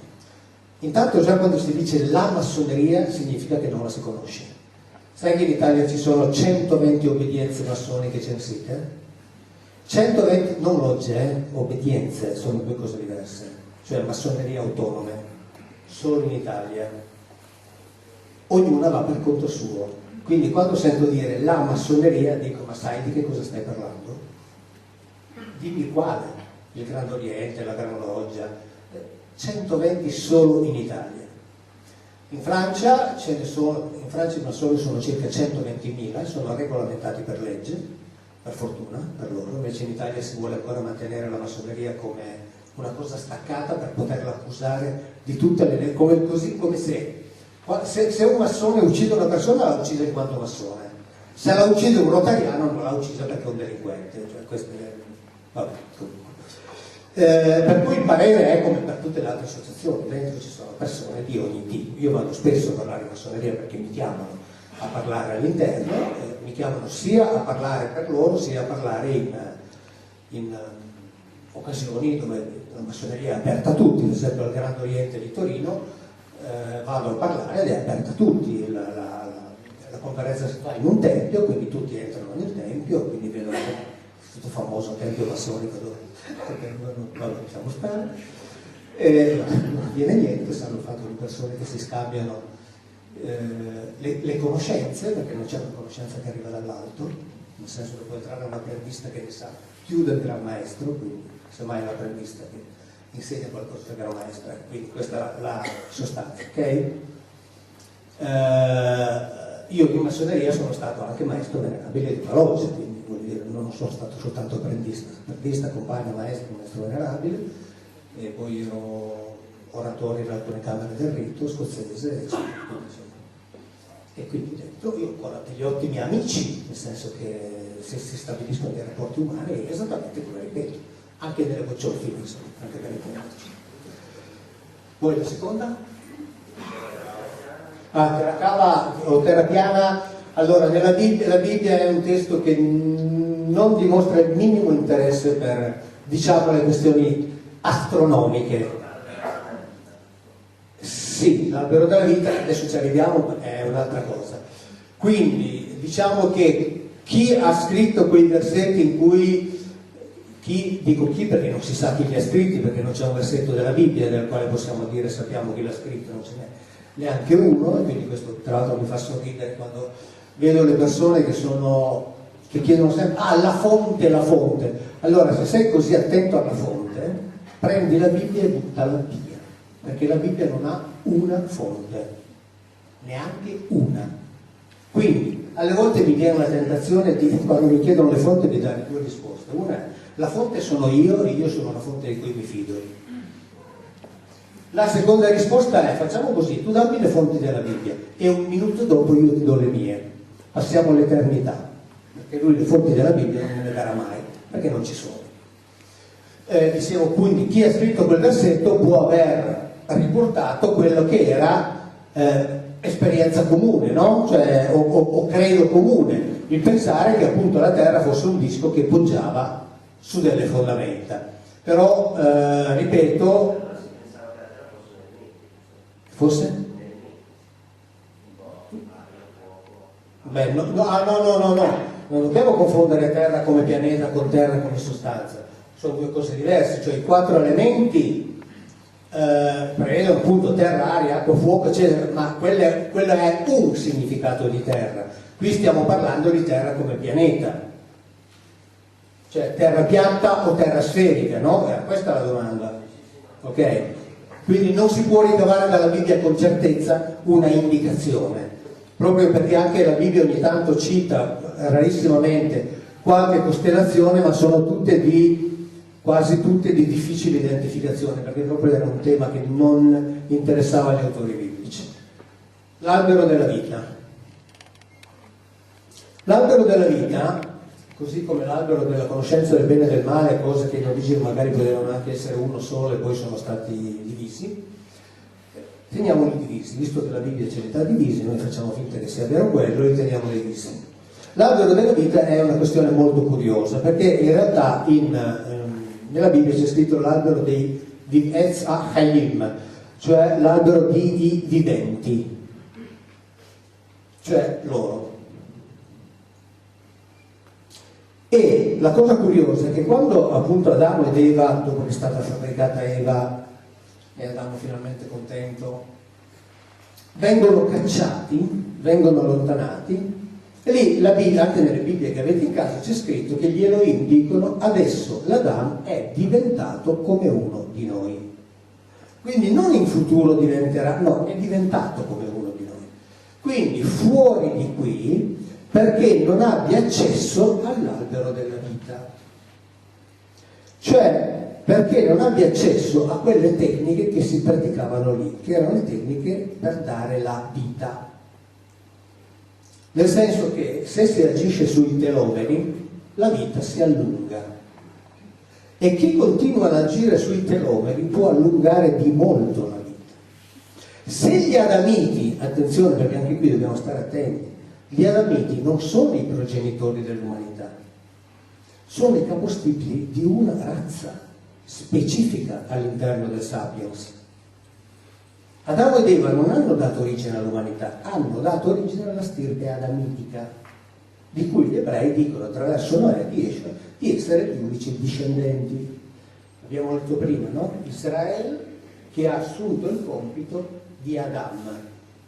Cioè Israele sta proseguendo, secondo ovviamente certa visione, sta proseguendo il compito affidato agli Adamiti. Ma gli altri esistevano già, e come se esistevano. Erano il Sapiens, tant'è che quando Caino viene allontanato dal clan familiare, lui dice: ma se voi mi allontanate di qui, chiunque mi incontrerà mi ucciderà. Perché era pieno di gente che rispetto a loro ovviamente erano dei barbari, perché loro erano molto acculturati e anche fenotipicamente e genotipicamente più puri, perché avevano più componente genetica degli Elohim, e poi erano acculturati perché lavoravano dentro uno dei tanti Gan Eden che gli Elohim possedevano sulla terra. Di un altro per esempio ci parla Omero, e l'ho descritto nei libri, che erano i loro laboratori. Quindi chi lavorava lì era un acculturato, e Caino aveva il terrore di finire in mezzo ai barbari. Dice: io vado là, quelli mi sgosano, invece che è andata bene, ha trovato nome, costruito città, eccetera, eccetera, eccetera. La cosa curiosa è che gli Elohim dicono quindi gli Adamiti non abbiano contatto con l'albero della vita, perché sarebbero diventati incontrollabili. Pensiamo all'epopea di Gilgamesh. Quando Gilgamesh vuole la lunga vita, che noi traduciamo con eternità, ma che cosa fa? Uno dice: vabbè, se io voglio la lunga vita, e la chiede agli dei. Ma allora uno cosa fa? Uno, se vuol chiedere la lunga vita agli dei, sta lì dov'è, si rivolge agli dei o alle statue degli dei e chiede di avere la lunga vita, no? Gilgamesh sa che per avere la lunga vita bisogna andare nel posto in cui quella viene data, perché se non vai lì, cioè se non vai a sottoporti a quelle tecniche, la lunga vita non ce l'hai. E Adamo ed Eva vengono allontanati da quel posto in cui si praticavano quelle tecniche. E di qualche mese fa la notizia dei 2 gemelli americani astronauti, quello che è andato su nello spazio, quando è tornato giù aveva i telomeri più lunghi rispetto a quelli del gemello. Quindi tra l'altro vuol dire che viaggiare nello spazio fa sì che i telomeri non si accorcino, cioè che rimangano giovani, quindi rimangono giovani i cromosomi, quindi rimangono giovani le cellule, quindi rimane giovane il corpo. E quindi qualcuno che abbia accesso a quelle tecniche lì può prolungare la lunga vita, ok? Per cui Adamo ed Eva vengono allontanati in modo che non abbiano accesso a quelle tecniche perché sarebbero diventati ingovernabili, cioè esattamente di Ahim come loro. Gilgamesh deve andare in quel posto lì se vuole avere i benefici di quelle tecniche, altrimenti non ce l'ha. Prego. Il film Creator Prego? del Past, il film Creator del Past, che fine ha fatto? Non lo so, quando me lo diranno... Ma deve uscire ancora? Sì, deve ancora uscire. Mi chiedeva dell'esito di un film Creators of the Past, nel quale io ho fatto una particina, nel senso che ho fatto me stesso. Ci sono Gérard Depardieu, c'è il capitano, come io mi ricordo mai come si chiama il capitano Kirk di Star Trek? Lui, ecco, esatto, c'è lui, c'è Gérard Depardieu, eccetera, e io ho fatto Mauro Biglini.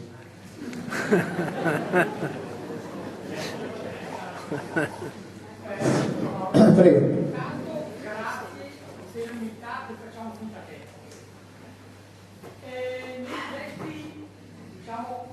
Romani, greci, tutto quanto. Se ne parla o no? Grande capo. Allora, se noi lo vogliamo assimilare al grande capo è Zeus Giove. La cosa interessante è che Elion significa in ebraico esattamente ciò che An o Anu significa nella lingua sumero-accanica, cioè quello che sta sopra. E in tutti e due i casi è il capo, il signore, il capo dell'impero. Com'è? Allora, ognuno quando parla di lui, per esempio nella Bibbia parla pochissimo di lui, anche perché da quel che pare di capire forse qui è venuto una o due volte, non si faceva vedere, quindi qui governavano quelli che stavano sotto. Prego. Grazie. Dopo Veneto non posso parlare per la domanda. La dea di India, che La dea? la dea di India, che era la dea dei tempi, anche perché sembra che i Veneti siano un popolo molto antico che risalgono ai Veneti che combattevano a fianco dei troiani. Lei ne sa qualcosa, se l'hanno qualche indicazione perché No. confesso, Interessante, confesso la mia totale assoluta abissale ignoranza. I fondamenti venti. Ma non avete neanche una ipotesi di etimologica? museo qui a est, si chiama il museo degli Enectens, e lì parla proprio dei Veneti che sono arrivati intorno al 2005. No, ma dico sull'etimologia di questa dea, del nome. Non ne so praticamente nulla se non quelle poche cose che trovo su internet. Andrò a vedere i dizionari di... Vabbè, ok. Mi è incuriosito.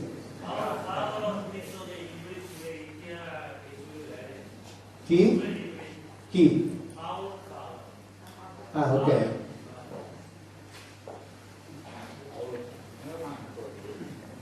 Due domande mi dicono. Sabrina, vedi tu col microfono.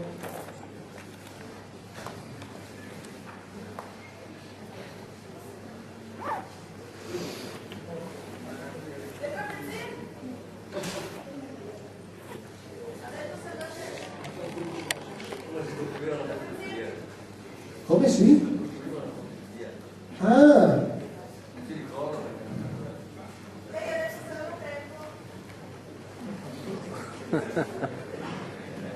Vi ricordate il sogno di Giacobbe che vede una scala che unisce la terra al cielo e vede degli angeli che vanno e vengono su e giù per quella scala? Allora, questo è ciò che racconta la Bibbia. Quindi vede questi malachim, che per la Bibbia erano individui in carne ed ossa, che attraverso questo sistema, che ovviamente viene chiamato scala, salivano e scendevano. Allora, su questo è stata costruita l'ennesima profezia. Allora, quando queste cose sono state scritte, sono state elaborate, una serie di eventi si era già verificata. Invece un altro evento non si era ancora verificato. Allora sentite come si costruisce, come hanno costruito una profezia su quell'evento lì. Allora Giacobbe vede i 70 pioli della scala che corrispondono ai 70 anni del loro primo esilio. Poi Giacobbe si arrampica per 52 pioli e ne deduce che l'esilio, quello presso i Medi, sarebbe durato 52 anni. Poi Giacobbe sale 120 scalini e prefigura l'esilio greco, cioè non Giacobbe, scusate, Giacobbe vede gli angeli, uno che ne sale 70, uno che ne sale 52, uno che ne sale 120. Perché? Perché quei 3 esili lì, nel momento in cui scrivevano queste cose, si erano già verificati e quindi si conoscevano. Poi c'è il quarto esilio per gli ebrei che loro chiamano l'esilio romano, che continua tuttora, fino a quando non finirà, quando gli ebrei saranno tutti di nuovo riuniti in terra di Israele. L'esilio romano continua tuttora, quindi non si conosce il numero dei gradini.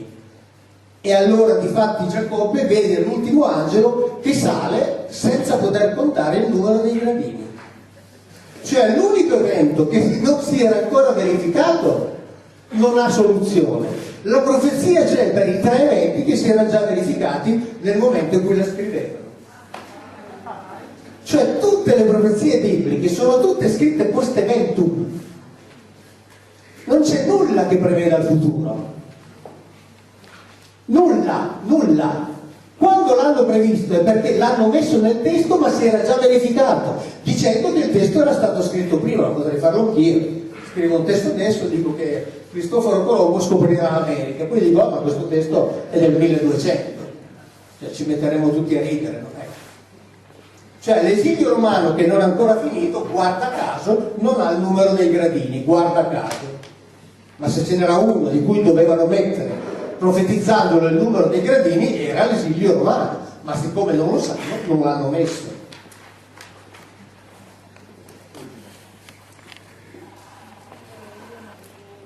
Il significato dei 72 nomi di Dio che la Cabala estrapola dall'Esodo, qual è? Allora, lei pensi che non conosciamo neppure il significato del primo. Ok? C'è tutta una serie di... Allora, il discorso della Cabala, meglio, delle Cabalot, perché le Cabalot sono almeno 11-12 in contrasto l'una con l'altra, quindi è un po' come il discorso della massoneria. Quando sento dire la Cabala dico no, ce ne sono più di 10 correnti cabalistiche in contrasto le une con le altre, quindi non è che la Cabala sa. Quale delle 10, 11, 12? Ma le visioni cabalistiche, se per esempio voi seguite i filmati del rabbino Aryeh Ben Nun, uno dei maggiori cabalisti contemporanei, sono in sostanza un modo per rappresentare ancora una volta dei possibili fatti veri. Ad esempio lui dice che la vita prima stava in un sistema a luce fredda, poi è stata impacchettata, dice lui, come una conserva e portata qui su questo pianeta. Sistema a luce fredda, una luce fredda è la luce di una nana bianca. La nana bianca è l'ultimo stadio di vita di una stella, poi muore. Quindi qualcuno che abbia la tecnologia per spostarsi sa che lì non potrà più vivere e se ne va. Quindi il discorso cabalistico è un discorso molto interessante se visto da questo punto di vista, non dal punto di vista mistico, che è una stupenda forma di rappresentazione, ma dal punto di vista tecnico, scientifico. E le faccio un esempio. Nella Bibbia, quando si dice che gli Elohim presero l'Adam e lo posero in Gan Eden, quindi anche qui contrariamente a ciò che dice la tradizione dottrinale che Dio ha creato l'uomo nel paradiso terrestre. No, primo, non l'ha creato, perché tutti i verbi che parlano dell'uomo sono tutti verbi che indicano il fabbricare, primo.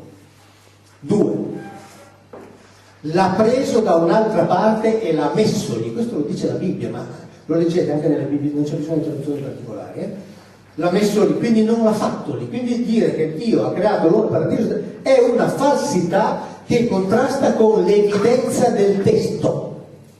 basta che i fedeli lo leggano, quello che hanno in casa. Ma la cosa più interessante è quale? Ah, ma forse ne ha parlato stamattina Barbetta. Vi ha parlato del Michedem? Allora sapete già tutto, va bene? No? Non voglio rubare il mestiere, quindi... Dice, lo pose in Gan Eden, quel Gan Eden che aveva posto a sua volta, impiantato Michedem. Ora, Michedem è un termine che viene tradotto in Oriente, cioè noi nelle Bibbie che abbiamo in casa troviamo scritto che Dio, in realtà gli Elohim, hanno impiantato questo laboratorio in Oriente, solo che Michedem non è in Oriente, semmai è da Oriente, che mi è da, non in. Quindi anche lì è proprio una traduzione che non c'entra nulla. Ma Kedem ha un significato preciso. Indica Oriente per estensione del significato, perché Kedem significa ciò che viene prima. Quindi nella Bibbia c'è scritto che presero l'Adam e lo posero in Gan Eden, che avevano impiantato da quello che viene prima.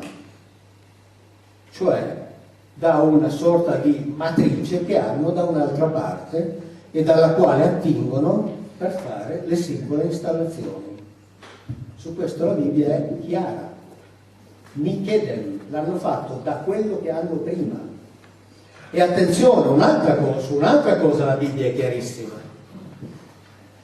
Quando noi abbiamo il racconto del cosiddetto Dio vasaio, cioè del Dio che crea l'uomo prendendo la polvere della terra, polvere in ebraico è afar, e in ebraico c'è scritto che Dio fece, lo scrivo in italiano così ci capiamo, Adam afar. Attenzione, se voi prendete i testi con le traduzioni interlineari, che quindi devono avere la traduzione giusta, c'è scritto che gli Elohim hanno fatto l'Adam afar, o se volete l'Adam polvere, non l'Adam con la polvere, perché il con non c'è. Quello è il nome del modello che hanno impiantato qui. Qui hanno messo l'Adam afar. Gli ha detto Baccarini stamattina che i testi biblici dicono che nell'universo ci sono almeno 400.000 specie umanoidi. Ecco, probabilmente quella che hanno impiantato qui la chiamavano così. Non l'Adam con la far. Perché quando vogliono dire che noi siamo stati fatti con lo Tselem degli Elohim, lo dicono proprio.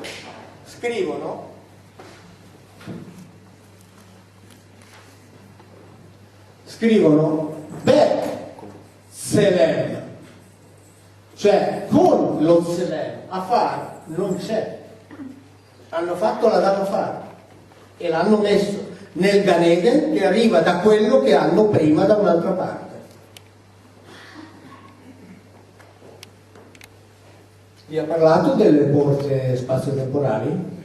Dei salmi? Ah, i salmi no? Peccato.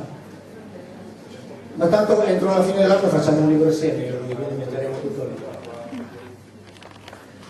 Perché nella Bibbia ci sono le porte spazio-temporali, attraverso le quali passa Yahweh col suo cavote, e che si aprono, come dice la Bibbia, su un luogo non conosciuto. Cioè ci sono delle porte qui e le porte di là si aprono le Olam, su un posto non conosciuto. Ve l'ha detto?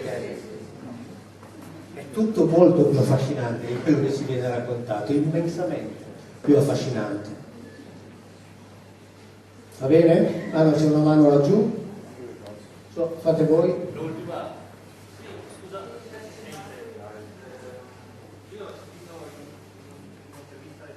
Non sento.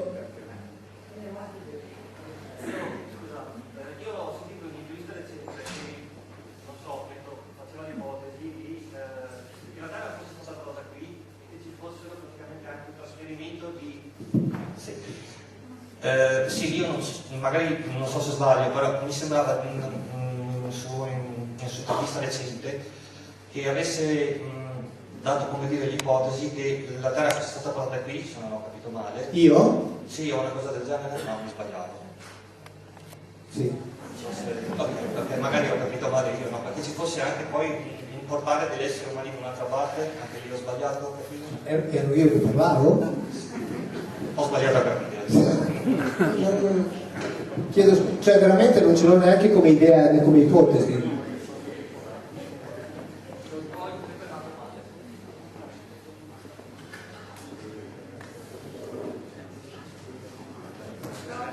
Una domanda veloce, l'usanza del matrimonio era un'usanza degli Elohim? E se è così, come è potuto nascere il culto della Dea Madre e dovrebbe essere già nato il culto subito del matrimonio? L'usanza degli Elohim era che la dinastia e quindi il potere passava attraverso l'unione tra un maschio e la sua sorellastra, cioè figlia di stesso padre ma di madre diversa. E sarebbe interessante magari che qualche genetista, per esempio, studiasse se c'è un vantaggio da questo punto di vista nell'incrocio tra un maschio e la sua sorellastra, cosa che i primi patriarchi hanno almeno in parte mantenuto, perché Abramo sicuramente, perché ha sposato, insomma, ha preso come compagna Sara, che era una sua sorellastra, cioè figlia di stesso padre ma di madre diversa.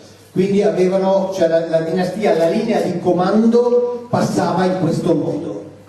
Quindi questa è una cosa chiara presso gli Anunnaki e poi appunto nella Bibbia attraverso Abramo e i primi patriarchi, che tra l'altro anche poi suo figlio Isacco e poi anche Giacobbe vanno comunque a cercare moglie dentro la famiglia, sempre dentro la famiglia.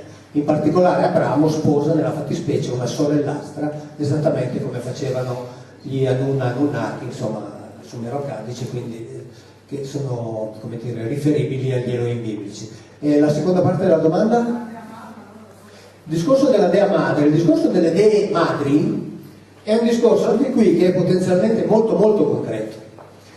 Dobbiamo uscire dalla Bibbia però. Se noi prendiamo i racconti sumerocadici, là dove è narrato come hanno fabbricato l'uomo, a fabbricare l'uomo è una femmina Anunnaki che si chiama Ninma o Ninti, che è coadiuvata da 7 sue colleghe, che sono tutte nominate, chiamate per nome, e l'ho messa anche in uno dei libri, che sono quelle che hanno, come dire, prestato l'utero per gli impianti. Quindi sono le dee madri, nel senso sono le prime che hanno dato poi alla luce questi nuovi prodotti di ingegneria genetica.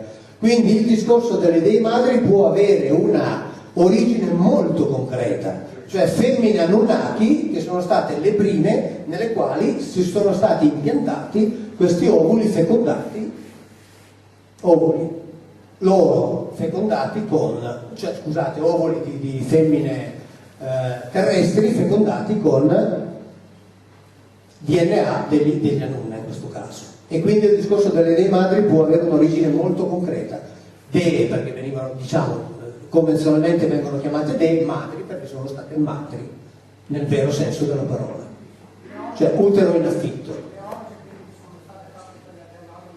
Non ho capito? Vabbè, ma voglio dire, i motivi per fare un orgia si trovano sempre.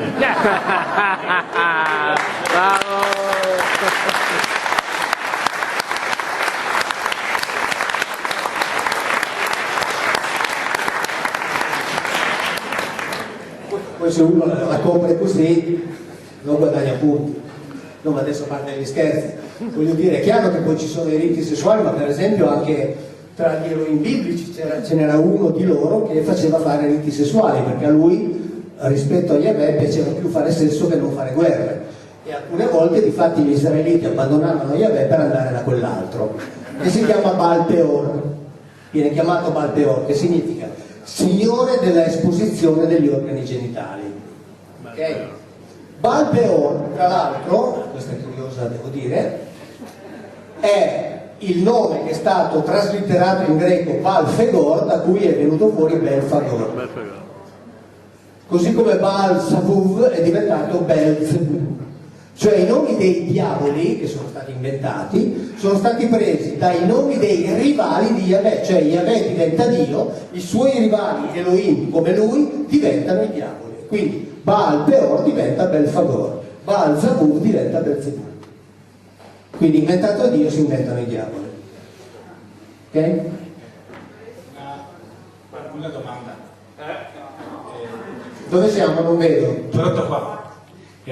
Tutte le scoperte archeologiche che sono state scoperte da Lussi da 1,5 milioni di anni fa in poi, come dobbiamo interpretare degli esperimenti mancati? Non ho capito, quali scoperte archeologiche? Della cronologia dei fossili umani. E come dobbiamo cioè quelli che portano a retrodatare. Esatto. Sì, allora così come è successo con la pecora Dolly, non è che quando uno decide di fare un intervento di ingegneria genetica lo fa e questo riesce. Se ne fanno tanti e poi si tiene quello riuscito, cioè quello che funziona meglio. Quindi per esempio i Neanderthal possono essere stati una linea che poi è stata abbandonata perché nel frattempo era stato fatto con i Sapiens che funzionava meglio. Avete letto di qualche settimana fa l'uomo pecora, anche se ovviamente non lo porteranno allo sviluppo eccetera, ma non vi fa venire in mente niente il discorso dell'uomo pecora o dell'uomo capra. Cioè se dei genetisti non sono limitati da delle leggi che gli impediscono di fare certi tipi di esperimenti, questo è quello che sappiamo, ma è vero o no che giustamente un uomo di scienza come te fa tutti gli esperimenti possibili e immaginabili e mette assieme i cromosomi di un uomo e di una pecora e vede che cosa viene fuori? Esattamente, e magari viene fuori uno che ha le gambe pelosissime e poi nella tradizione passa come uno metà uomo e metà pecora. Io non so i sauri come... Esattamente. Cioè anche lì i cosiddetti miti greci ci raccontano di questi esperimenti in realtà. Poi si mantengono quelli che funzionano. Non dobbiamo stupirci di nulla. L'uomo maiale, l'uomo pecora, l'uomo capra, l'uomo toro, i centauri. Omero, per esempio, secondo alcune tradizioni veniva chiamato così, o meros, che vuol dire la coscia, perché aveva una gamba pelosa come quella di un animale ed era figlio di uno di loro. Anche lui un esperimento con qualcosa di strano? L'ho messo in uno dei libri con la citazione e tutto. Anche lui così? Perché no? Visto che facciamo con gli inserimenti di ingegneria genetica gli animali fosforescenti, vero? Facciamo crescere le orecchie sui topi. Com'è? Le orecchie umane sui topi. Le orecchie umane sui topi. I miti non sono miti, hanno un fondamento di storia, di concretezza che adesso noi stiamo sperimentando e finalmente queste cose qui ci aiutano a capire. Non che quelli là avessero tutto il tempo di raccontare favole, perché scrivere allora non era come per noi adesso che ci mettiamo davanti al computer, non mi piace, cancello e ricomincio. Scrivere costava, cioè costava in tutti i sensi, ovviamente, non dico soltanto economicamente. E quindi quello che ci hanno lasciato era il tentativo di mantenere dei ricordi di qualcosa che veramente è esistito.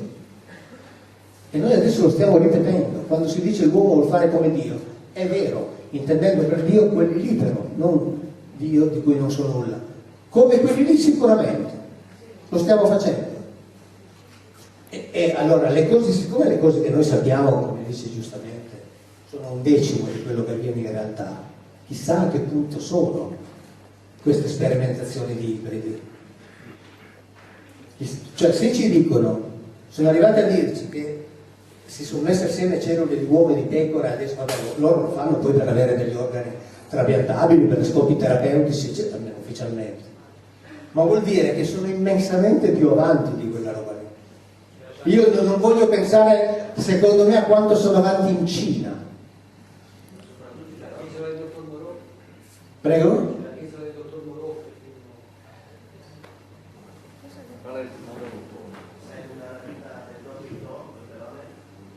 Esattamente, sì, allungano la vita dei topi agendo con la telomerasi, insomma, questo enzima che tiene i telomeri intatti, ecco.